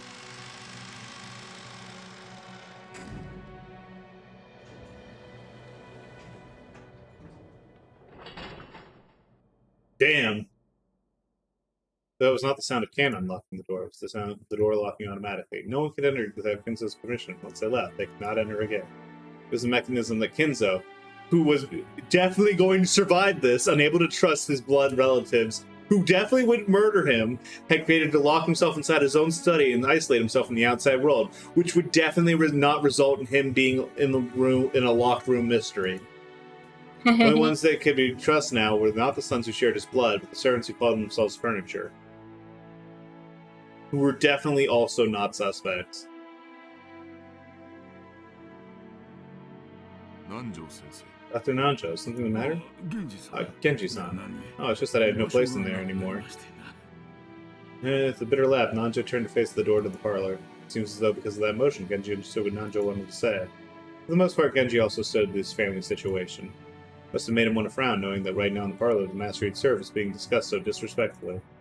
But it would have been very difficult to gather that from his indifferent expression. Still, it isn't clear to me. Why did Kinzo-san have something provocative written, I wonder? Something so provocative written, I wonder. Nanjo looked at the portrait of Beatrice. No, he actually directed his gaze to the portrait beneath the portrait at the plate with the epitaph. You gotta understand the master's thoughts. I sense that they run very deep.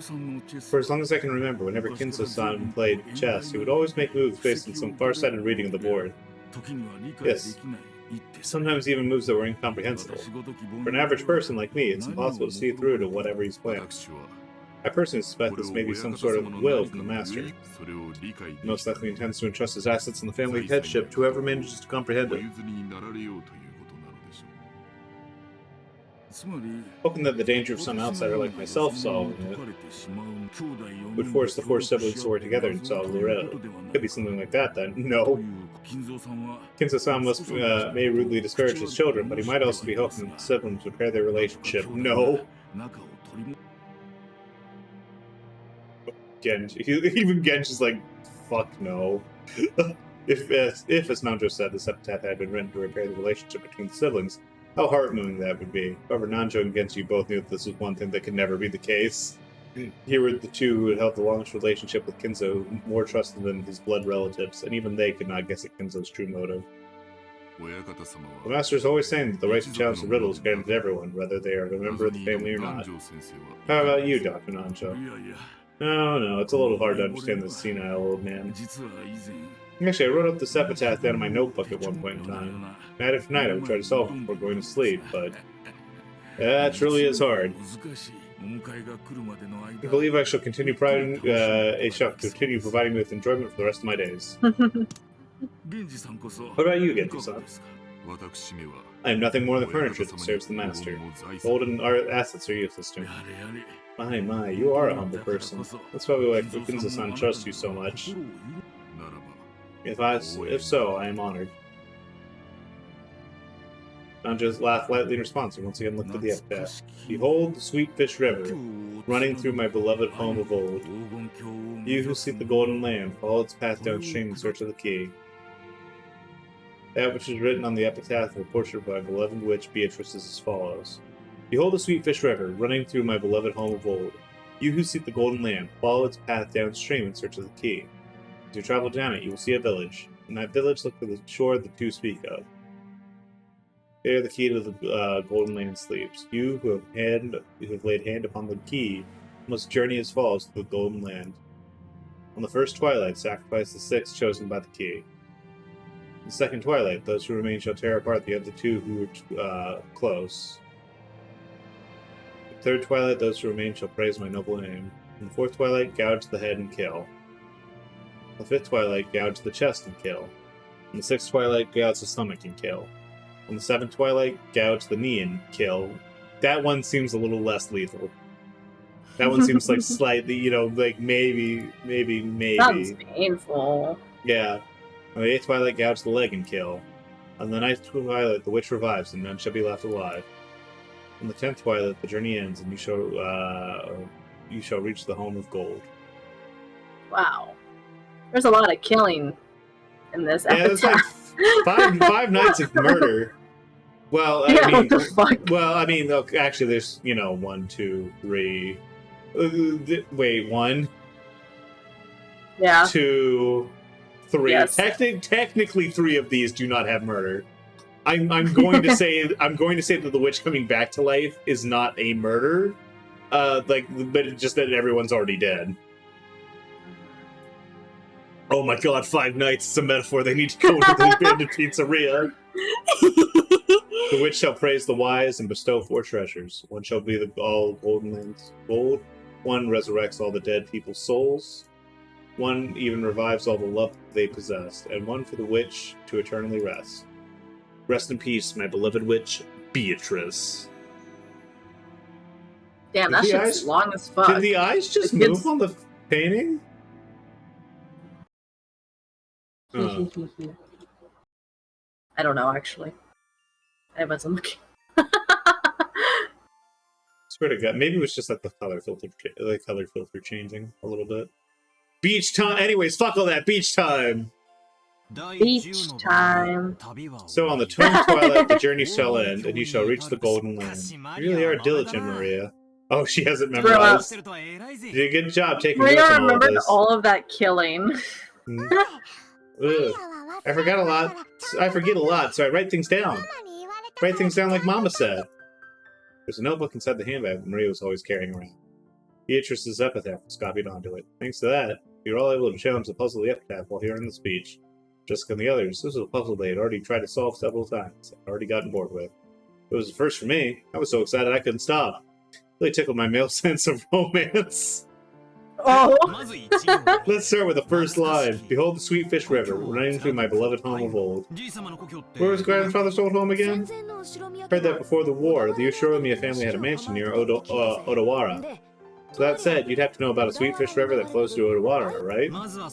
Yeah, because the river's the starting point. And then, it's got you who seek the golden land, but follow its path downstream in search of the key. What rivers are there in Odawara? Gotta be one with sweet fish swimming in it. For sweet fish in Odawara, it'd have to be the Hayakawa. I love how they just have this offhand, because, like, they have obviously, like, taken these steps before. It's famous for its mountain stream fishing. I hate fish. Oh. Maria, you'll understand it when you get older.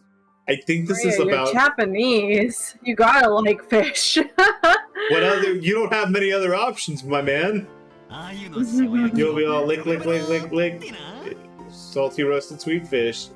This feels like he's making like a joke about like sucking dick or whatever, but like also maybe it's just him saying like your taste will mature. I think he's saying your taste will mature. Even though we just getting hungry. Yeah, again. see? Okay. Should I bring you some biscuits? Huh? Oh, sorry, that's not what I meant. Don't mind me. Shannon didn't have any afternoon chores for a while. Was faithfully keeping us company. Would have thought that as a servant, accompanying us would force her to take care of us entire route, but it seems like that wasn't so in her case. To the contrary, it seemed she was having fun joining in the conversation with people of a similar age. When I asked, she told me she was a live-in worker. So normally, the only person closer in age to her was Jessica. I get it. Must have been pretty wearisome. Alright, Nice that so she stuck around. yeah, so I get that the sweet fish-filled river near Odawara is the Hayakawa. In that case, we have to go down it. Don't you find anything if you head down the Hayakawa? If you follow it downstream, you'll arrive in the ocean. First, you reach the mouth of the river. And then the third line of the epitaph was, if you travel down it, you will see a village. By the way, since long ago, the mouths of the river were generally key points for transportation, and large cities tend to be built there. Oh, this is like, I think this is like the first hint that like maybe Badler does actually, like, there's something going on in his brain. That'd be the next checkpoint. It's a pretty good theory. Just like you imagine, in ancient times, there's a very prosperous old city there. That's where Odawara Castle is. I think I might have gone to Odawara Castle on a field trip once. How are you guys being educated, by the way? Yeah, I assume that she goes to school. But she lives in the island. And it's like a 2-hour trip back to the shore. And like haven't they been working there since they were like young? Yeah. It really was a wonderful castle. I went to Odawara Castle too. Even though I live in a Western style house, it's true that Japanese people feel calmer in Japanese style.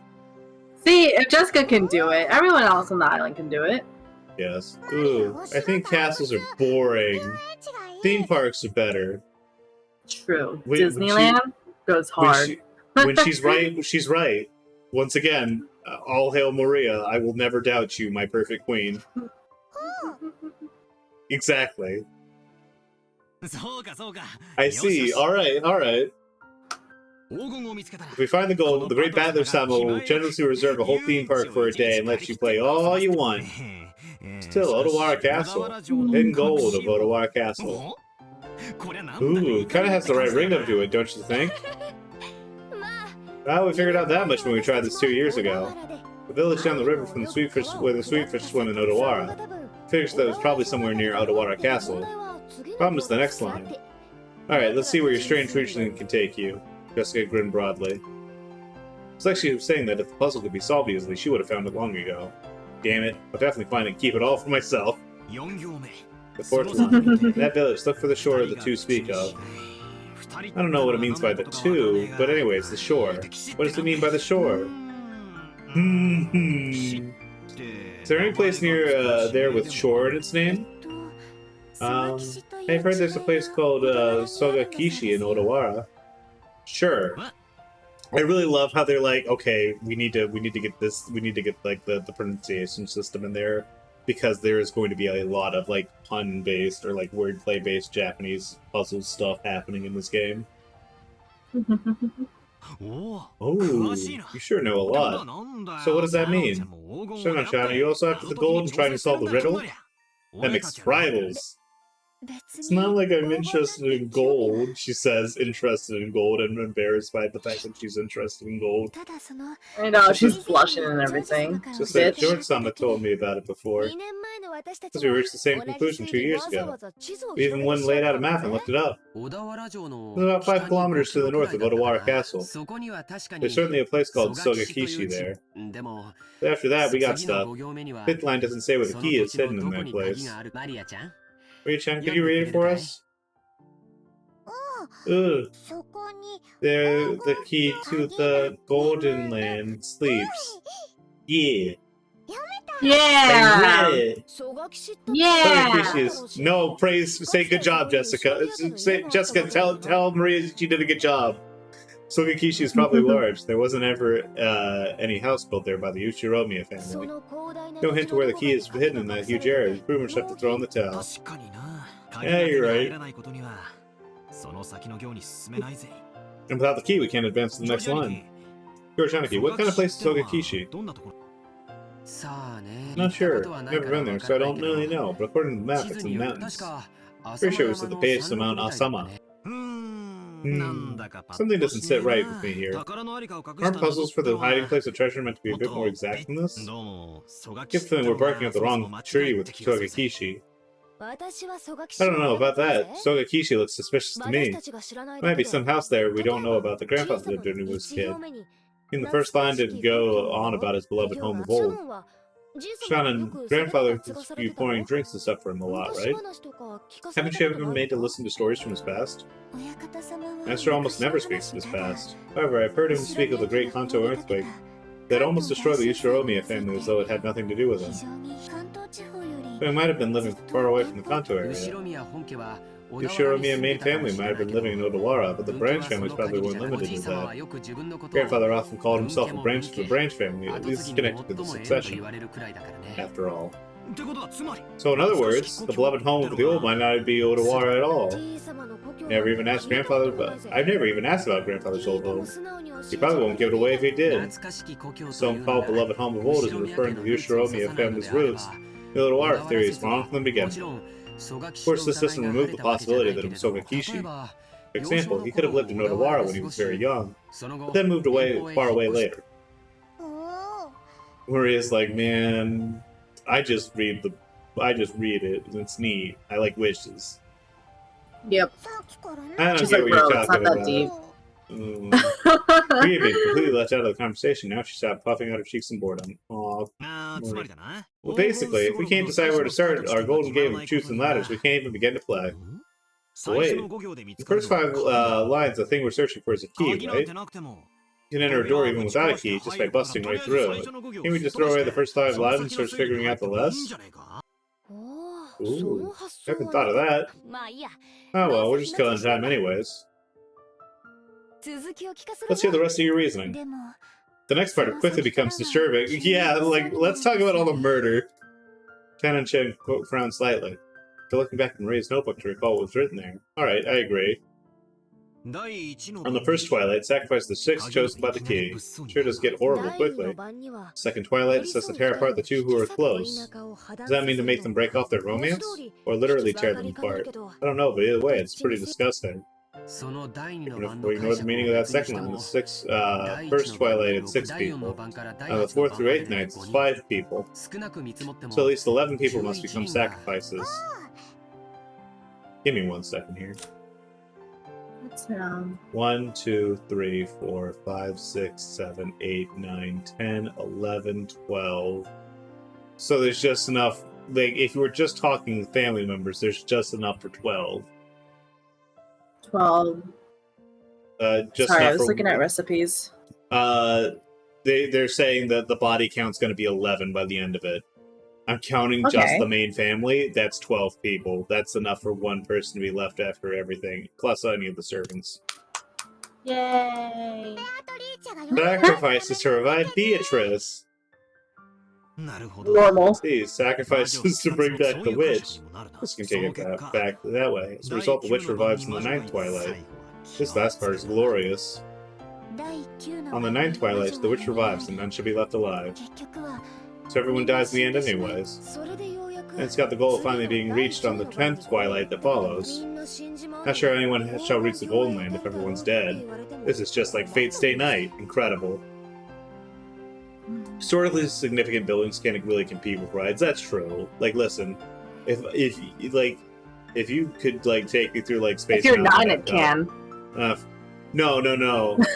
No, Thomas is saying nah, historical significant buildings, they get their fucking asses blown out by like fucking like roller coasters and shit. Oh yeah. Still correct. Yeah. Seems to allow for different interpretations, whether or not the traveler who holds the key will be included of the none shall be left alive part. There's something pretty interesting written at the end. Lines about how, after reaching the goal, 4 treasures will be given by the witch. One shall be all the gold. The problem is the next one. It says she'll resurrect all the dead people's souls, right? Doesn't it seem like it refers to everyone that died in the earlier lines? You put it like that, then the next one, the part about reviving the love they possess, might be referring to the pair torn apart on the second twilight. That's right. And the fourth one refers to the ninth twilight. The fourth treasure is putting the witch, revived on the ninth twilight, back to sleep again. We interpret it favorably. It's hectic with people dying and being broken up, but it's all made well in the end. The awakened witch once again sleeps, and all that is left is plenty of gold. The witch must have had her hands full with all this killing, reviving, breaking up, and reuniting people. Not to mention waking up and sleeping. Ah well, just when this tale of hidden gold was getting pretty interesting. As soon as the witch's story is tied in, it quickly gets pretty shady. No kidding. Along with Jessica. After all, witch was just ridiculous. Of course, once we started laughing like this, Maria, who believed in witches, got angry. Witches are awesome! Hey, what's up? Hey, what's up, Mel? How we all doing tonight? What were you guys up to? Beatrice. How we all doing tonight? What were you guys up to? So I'm just going, Melanie. I should probably introduce myself in case somehow people at this point don't know who I am. Hey, I'm Det. I'm a variety streamer on Twitch. I do a lot of different stuff. Currently, we've been playing through a lot of big JRPGs because that's this is the year for the JRPG. Also, I'm playing Umineko because I have had this gun It's loaded for so long, and I'm like, I gotta fire it eventually. Anyways, yeah, we're still pretty early on in, even though this is part 3. Mostly because, we're taking our time, we're reading. I've been talking a lot about like how I've been interpreting the characters. I'm having a good time. This is a really neat game. Is it true that this game causes depression and gay? I mean, yeah, sure. I haven't felt any more depressed or gay. But that's like, I mean, we're adding to a pool. It's too early. Exactly. Just hearing this music soft. Oh my god, incredible. Anyways, so far, the biggest takeaway is Maria is the best character, and anyone who's like Maria is annoying doesn't deserve rights. I don't know how anyone could hate this character. She's wonderful. Witches are awesome. They can do anything with magic, even kill. Holy shit! Maria! Even bring back to life, even give love, even take it. Can fly in the sky, can become invisible, can make gold and bread out of nothing. I can't believe we got caught talking shit on her hyperfixation. Mm-hmm. I think Maria is going to kill because she likes witches. I mean, hey, don't worry about it.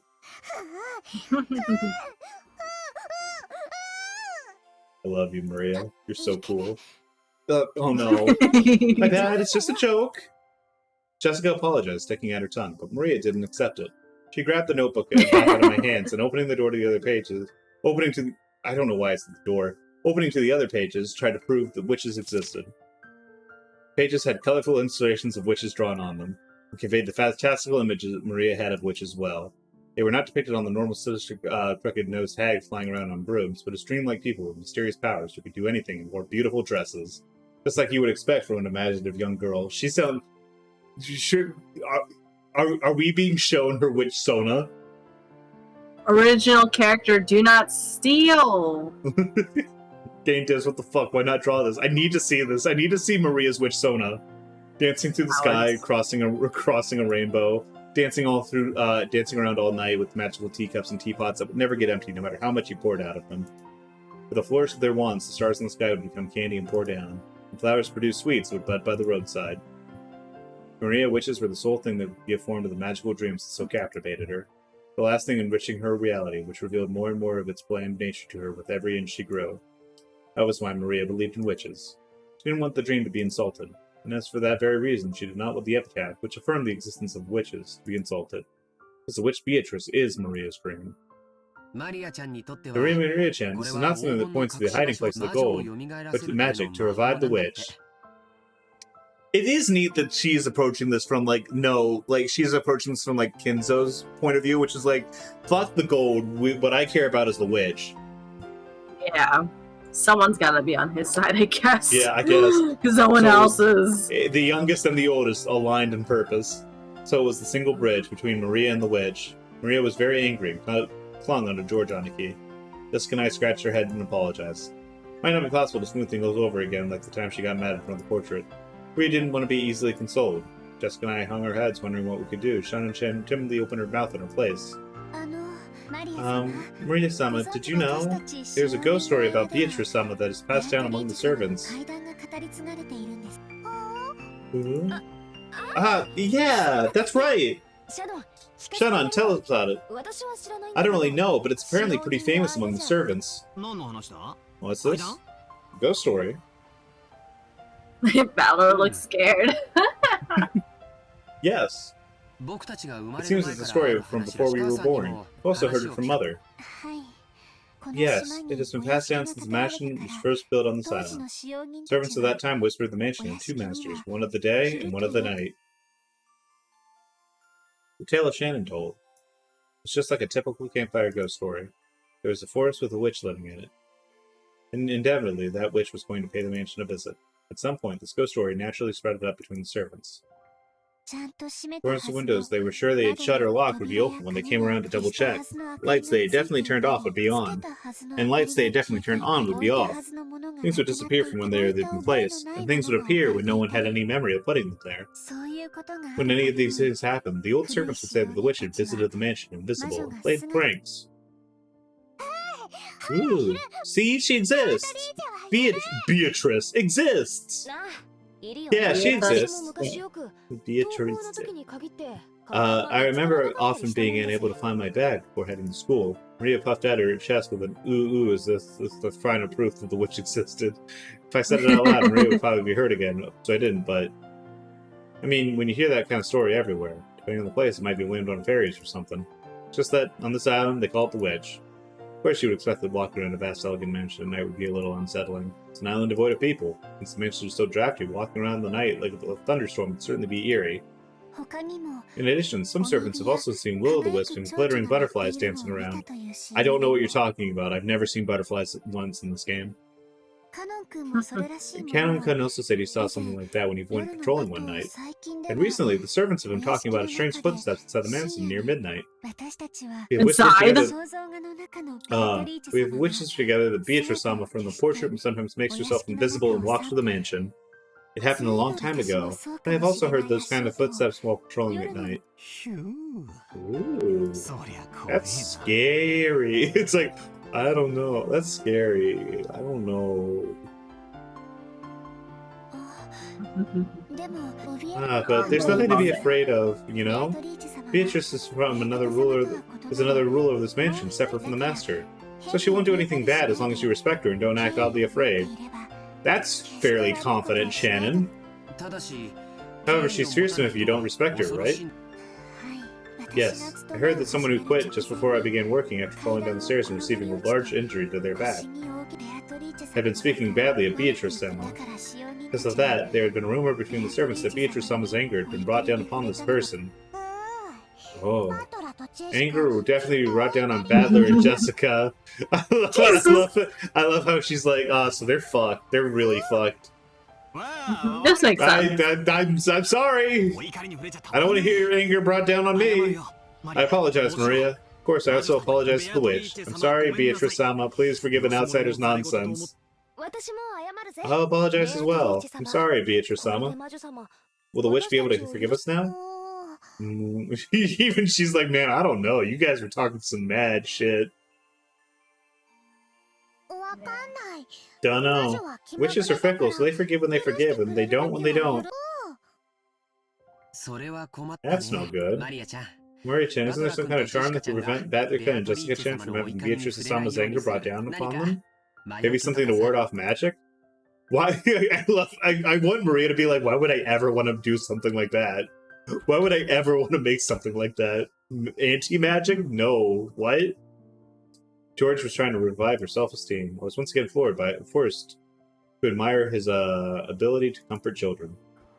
After crossing her arms and pondering seriously about whether there was some charm capable of protecting Jessica and myself from Witch's wrath, Maria began flipping through the pages of her handbook. I thought it was a simple scribbled diary, but it turns out that there were also many pages that looked like they had come from a book on black magic. She was intently comparing several such pages, onto which she had copied what looks like magic circles. It looked like the black magic copy wasn't limited to grandfather alone. Perhaps she had finished her research. She vigorously closed the notebook with a snap, threw it in her handbag, and began fishing through that bag's contents. Ooh, new Sprite! Yeah. It seemed that various Actually, no, things we've seen this before, I think. I don't think I've seen this one. I don't think I've seen this one. For a while, she maybe continued I to take out various pieces of junk, although they were probably important magical items to her. Repeatedly threw them back and in, saying that they were wrong. It looked a little humorous, almost like Santa Claus deliberating over which present to give. Finally, it seemed that she had excavated what she was looking for. With a face unimaginably brighter than the difficult expression she had worn until now, she struck them out to Jessica and me. Ooh! They reached out to grab it. I noticed that it was a very cheap-looking charm. It looked like a bracelet made from a plastic rosary, with scorpion motif metal attached. I mean, you often find cheap accessories that correspond to the constellations. It felt like a gift you might win on the crane game at an arcade. It really looked like something like that. There were two. Probably one for me and one for Jessica. However, considering the odd fact that there were two of them, they looked like cheap manufactured goods. It was quite hard to think of them as magical items. You're giving these to me and Battler. Yeah, with these charms, even Beatrice is no problem. Because the scorpion has the power to block magic. Really? Didn't think scorpions could do that. Battler doesn't believe.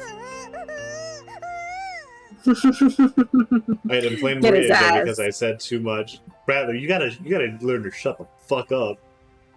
Right? Maria took out her notebook and turned and pointed to page after page, going on and on about how the scorpion had holy powers that had been drawn on magic circles since ancient times. I've heard about that from some of the other young servants. Something about how the scorpion is drawn as a magic-repelling symbol in sorcery. Really? The scorpion protects against bad magic and disasters. An emerald brings peace to the heart, so it has double the effect. It's true. The scorpion is wrapping around an emerald, protecting it. I see, that seems very useful. Wanted to make fun of this worthless-looking charm. Battler, I'll kill you. I'll kill you if you make fun of this child's, earnest attempt to, help. But as I watched Maria explaining the charm with all of her heart and realized that she had prepared them out of consideration for us, it felt as though, even if it were just a prize from a game center, it would still be beneficial. Material quality isn't what's important about charms. It's about the strength of the things behind them. I like to think that I have enough respect for myself not to make fun of those. Thank God. Oh, you almost crossed the line, Battler. I was about to be very upset. Hey, thank you. I apologize to Beatrice-sama, but even in the worst case when I'm cursed, I will be safe now thanks to your charm. Right, Jessica? Yes, that's right.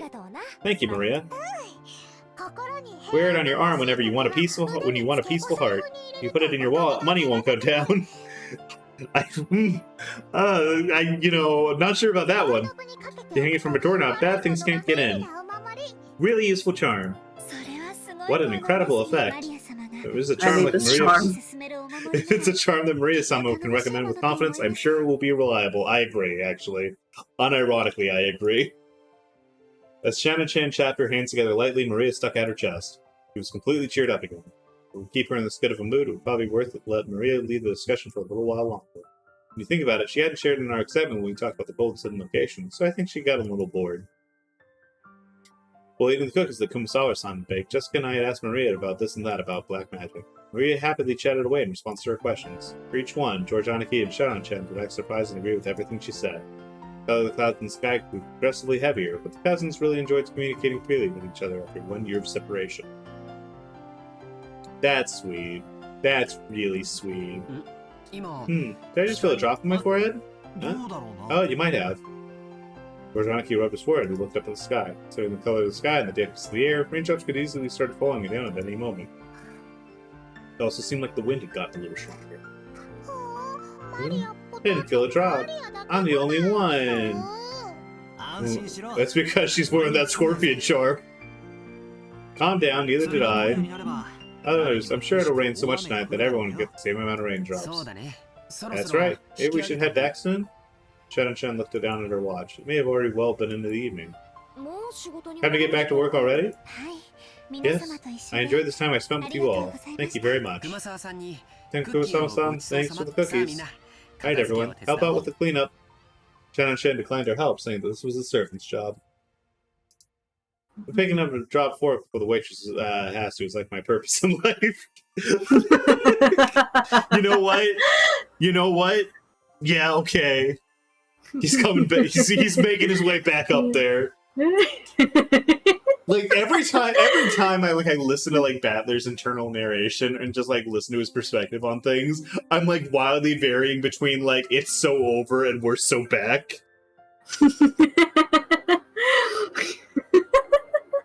Every time he talks about like a woman with titties near him, or sometimes even women without titties near him, I'm like, oh, it's so over. Every time he's like actually like picking up like doing like shits to help out the wait staff is like my purpose in life. I'm like, yo, okay, we're back. We're back. We folded up the blanket, gathered up the trash, and helped clean everything up. The trash is getting away. Oh, no, it isn't. I'll grab it for you. I'm gonna get it. She's running. Maria, don't get your shoes wet. You'll get in trouble. Maria, chasing after some trash, the strong winds sent flying, was just like an extension of her playtime. By the time we finished cleaning up, the wind had started blowing very strong. Looked like a good chance to head back. You all really helped me out. Thank you very much. Really looks like you're out of time. Alright, if you head back first. George perceived from her hurried appearance that very little of her free time was left. Genji-san is very rigorous about time. If you aren't at the right place at the right time, you can be very strict. See you later. Do your best with your work. Yes. If you'll excuse me. Making a respectful bow, Shannon-chan hurried off in the direction of the Rose Garden. Hey, let's head back to the guest house. We can watch TV or something and relax a little. Do you get TV out here? Watch TV. Watch it was fair. And it's decided, but let's all head back and watch TV together. Even Maria was still not tired of playing. Agreed when he thought about watching TV. We walked up the gentle stairs and returned to the Rose Garden. All these CGs. The winds have become very strong and the rose shook throughout the garden like ripples on water. This might be our last chance to see these beautiful roses. Tonight's typhoon is sure to ruin them. The roses might be done in by tonight winds. Yeah, I like to say that they were lucky though. After all, they got to welcome all of you to before the typhoon. The flower will always lose its petals at some point. However, because of that, we can admire them all even more when they are in bloom. I really love how much every Japanese author I've ever seen, like, it's just absolutely fucking in love with the idea of flower metaphors. Like, they Flowers can't are awesome. help. They can't help themselves. They just, like, every time. Maria, burn this image into your eyes. At this moment, they are the best roses of the year. Ooh, burned into eyes. Right then, suddenly Maria clapped her hands. Looks like she's remembered something. My rose! The typhoon was Sunday flying. Ooh. See that unhealthy rose George Aniki marked with a ribbon?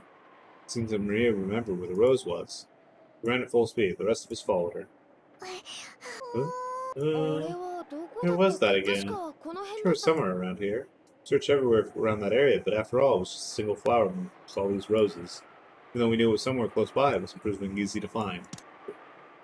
Winds that made up the front lines of the typhoon were making the roses throughout the garden undulate. It was almost like teasing us. Excuse me. It was almost like it was teasing us by making a location of Maria's rose impossible to find. Maybe it wasn't here. Let's try spreading out a bit in our search. Sounds good. Let's go for strength in numbers. What's up, Maria? We made a split up in search. Maria tugged at my jacket with an unhappy face. It felt like her intention was to stop us from going to another place. What is it? What happened? My rose is here. It's here. But it's actually not, is it? Maybe it was on the other side of the flower bed? If we all look, we'll find it fast, right? It's here. My rose is here. Look for it. Look for it. Maria stomped her feet in irritation. She was pointing at the spot, saying it was definitely there, yet it actually wasn't. Yet if we went to search elsewhere, she got mad.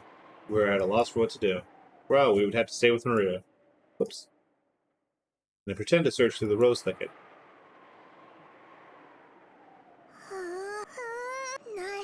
Here. Not here. Not here. Is this like the shrine? Like how that disappeared? Did, like, something happen?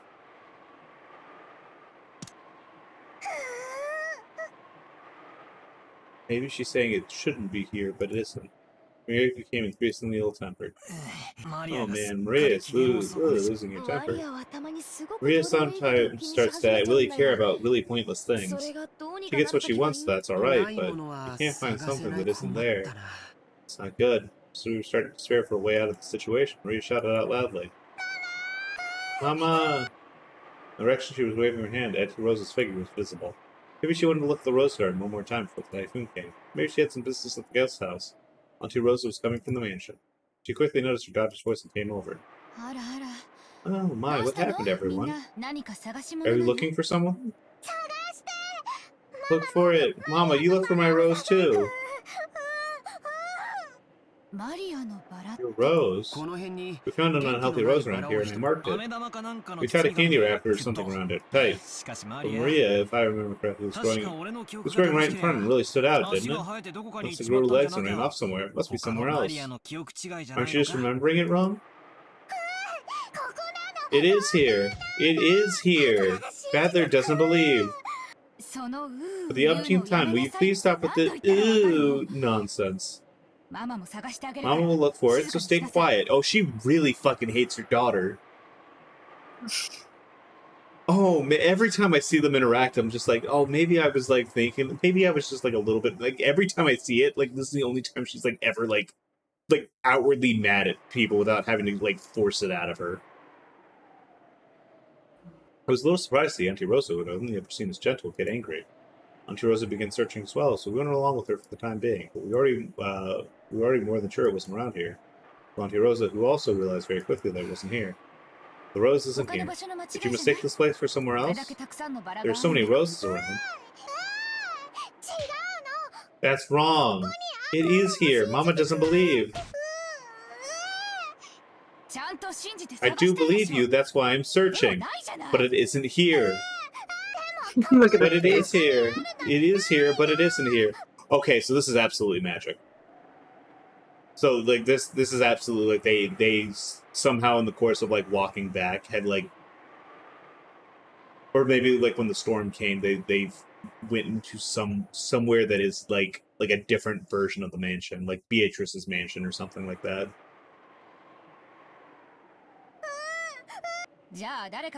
Someone must have ripped it out. Stop whining like that. Who ripped out my rose? Who? Give it back, give it back!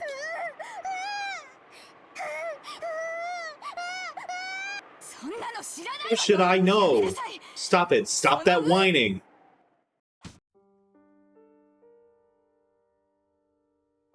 I want her dead. Auntie Rosa slapped Maria's left cheek with her palm. For that instance, Maria was shocked into silence. Of course, you know, it was only for an instant. Maria said her wish was being rejected before it could be fulfilled. She started yelling with an increasingly louder voice.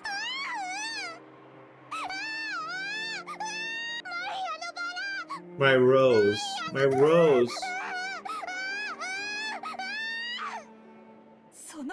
Didn't I tell you to stop that weird habit? That's why all those kids in your class make fun of you. Holy shit. Rosa, you're going to hell. You're going to hell. Cut it out. Once again, her palm slap.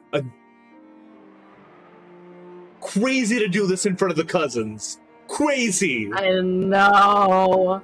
This time she didn't go silent. She choked as she started crying and began to bawl in an increasingly louder voice. Auntie Rosa was clearly irritated and lifted up her hand once more to try to shut her daughter up. Auntie Rosa! No, she's just a little kid. There's no reason to get so serious. I attempted to intervene with a forced smile, my hands clasped together. With the deadly serious look I was thrown by Auntie Rosa taught me quickly that I shouldn't butt in. Sorry, would you all return to your room for a little while so I can continue to hit my daughter? Because I'm an awful child-beating bitch? Your auntie needs to have a little talk with Maria.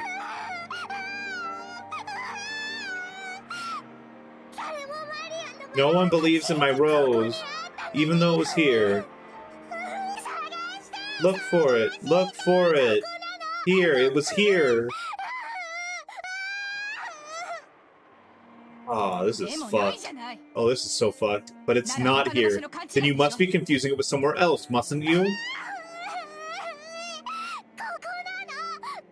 It is here. It's definitely here. Then it has disappeared. Give it up. Why? Why did my rose disappear? Why?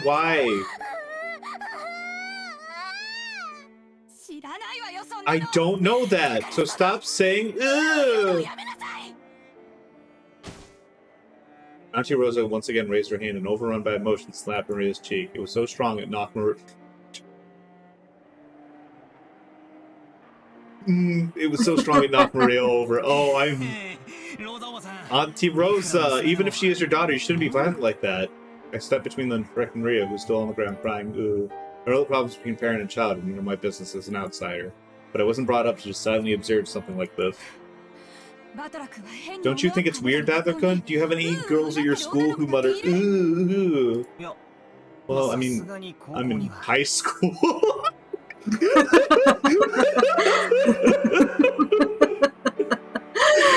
Oh, he's so fucking...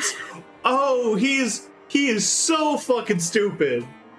Oh my god. Holy shit. But for an elementary schooler, I think saying ooh is pretty cute. Cute? Saying ooh is cute. Cute? She's about to start fucking hitting him! It seemed that my reckless words had brought Auntie Rosa's wrath down upon me. She grabbed my collar with a terrifying expression. Don't say such an she's got that anime poof of action. Yeah, the wind. You know how old Maria is. She's 9 years old. She's a 4th grader, you know? She's not a kindergartner. Even so, she still says ooh during class. This is an adult who is absolutely not like able to like cope with the fact that their daughter has some sort of developmental like issue. And is absolutely like, oh man, this is like once again, Ryukishi's 07 being like having formerly like done social work before this makes this like very, very real. Do you understand this kid? Do you know what they say about her when they bully her? Thanks to this weird habit, she still hasn't made even a single friend. Don't you turn your eyes from reality and recklessly call Maria cute. Think much more seriously about this kid's future. I love voice acting. Oh, yeah. Like I said, she absolutely supports autism speaks. Oh, yeah, without a doubt. Stop saying, ooh, didn't I tell you to stop it? That fucking impact sound, you gotta stop that. You gotta stop that!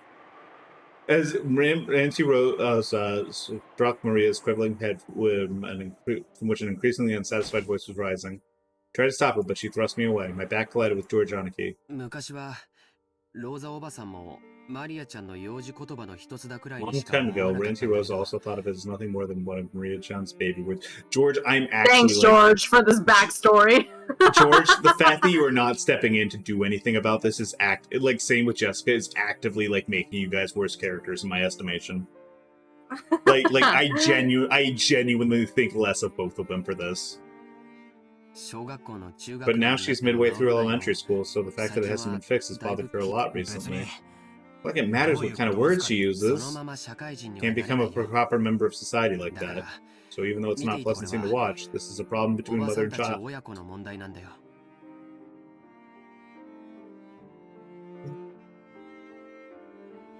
George, you're also on my shit list now. I'm sorry. The list grows. My mom's always giving me hell about how I speak too. If you look at it that way, maybe an outsider shouldn't interfere with us, even though it's painful to watch. No, Battler, you're correct. You were right the first time. Ooh. Battler-kun, didn't you ever have any bad habits as a kid that you couldn't fix and got you in trouble? Well, one or two. My parents say I got a huge telling off of everyone. It was so embarrassing, I couldn't stand it. When you can understand Maria-chan's feelings right now. Sure, she doesn't want us to be here right now. Yeah, but she probably doesn't also want her mom to fucking hit her. You understand as well, Jessica-chan? I don't think anyone likes to be seen when they're being punished.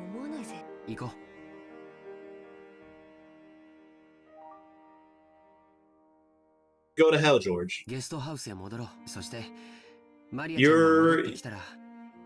George, you're a fucking coward. You're like the biggest.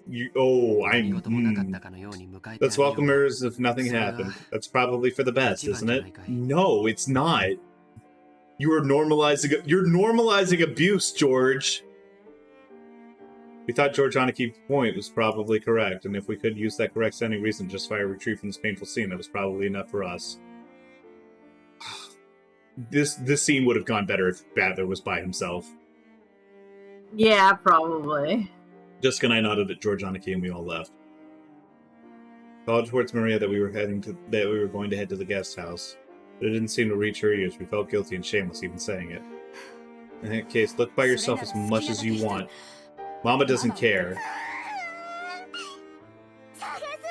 Look for it. I'll look for it by myself. Look for it even if Mama doesn't care. Have it your way. After blasting her with those last few words, Rosa spun on her heels and quickly returned to the mansion. Maria probably viewed that as a cold, hurtful gesture, but from Rosa's perspective, that was not her intention.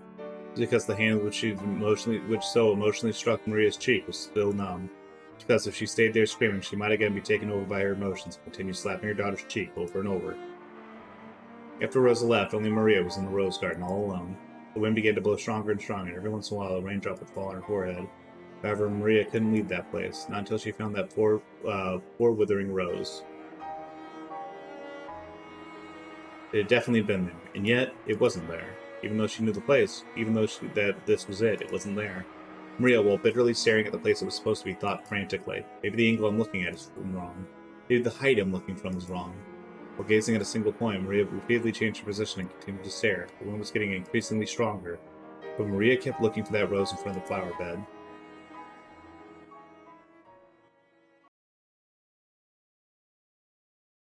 I'm in an ad.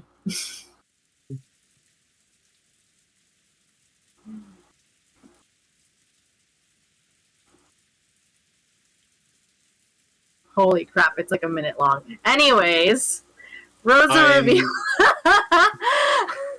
I've never been less happy to be right. I know. I have never been less happy.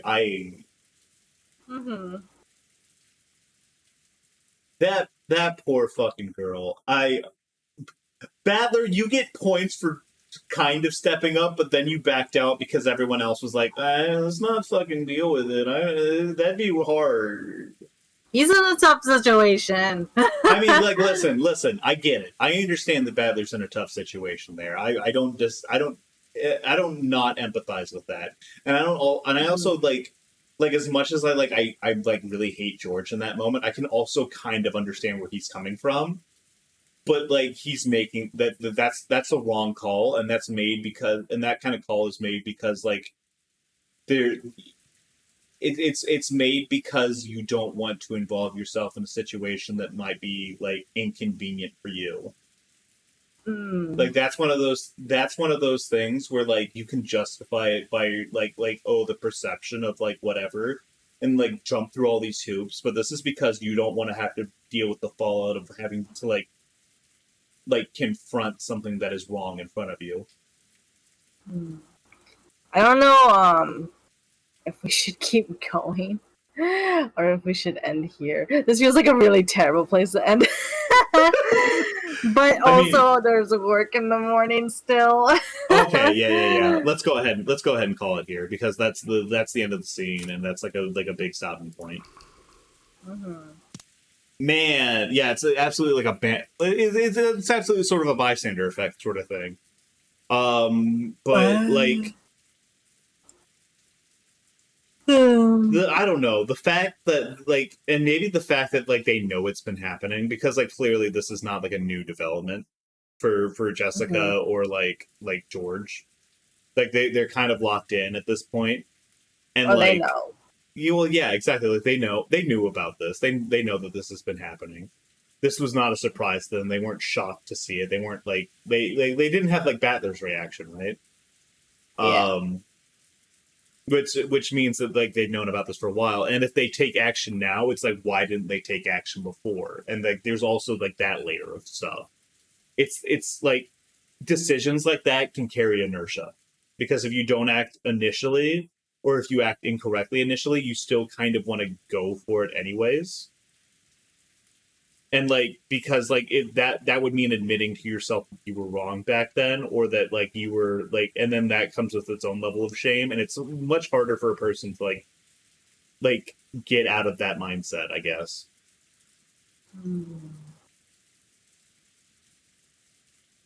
I'm just really sad, because I look at that, and that speaks to like real life experience with that sort of thing, and like I just feel bad for like, it sucks. Like, I mean, your parent is like one of the, like, I get that like a lot of people don't have perfect parents, and I don't think like, I mean, there's obviously like no such thing as a quote unquote perfect parent. But like you should always be able to, like, the way it should be is you should be able to rely on your parents. Like you should be able to like know that like they've got your back, and that they like, if there's like one person in the world that kind of gets you, and like you could rely on to like back you when it's like this sort of shit's happening, like it should be your parents. And to see that that's not there for Maria is like, it's really heartbreaking.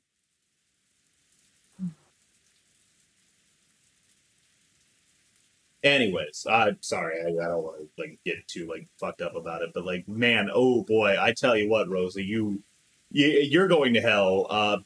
George and Jessica, you have actively become worse characters in my opinion. Battler, you have once again had the correct like step, but then got forced out of it by peer pressure. R.I.P. everyone here. Yeah, Maria deserves so much better than like the family she has. Anyways, I saved it already. Let's see.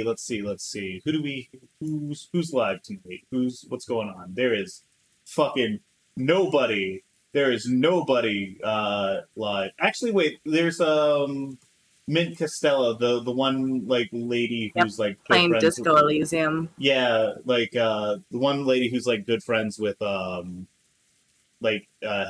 or whatever. And she's playing Disco Elysium. Disco Elysium's a good game. I'm just going to go ahead and kick you guys over there then. I will not watch because I did not finish Disco Elysium myself. Oh, it's still like really early on. Like it's really early on. Still. With the way you can kind of go like in different places, I guess I can kind of see how that makes sense. Anyways. Sick. Thank you guys all for coming out. I know there's like some stuff going on. I'm not sure if I'm going to be joining in on the collab on Saturday. I haven't decided yet. But we'll probably have like more Umineko, more Yakuza. Maybe we'll get back into like Rebirth here in a little while, but we'll see what's going on. Yeah, good night, Dagger. You guys take care, have fun, and enjoy Disco Elysium. Bye-bye. Bye-bye, everyone.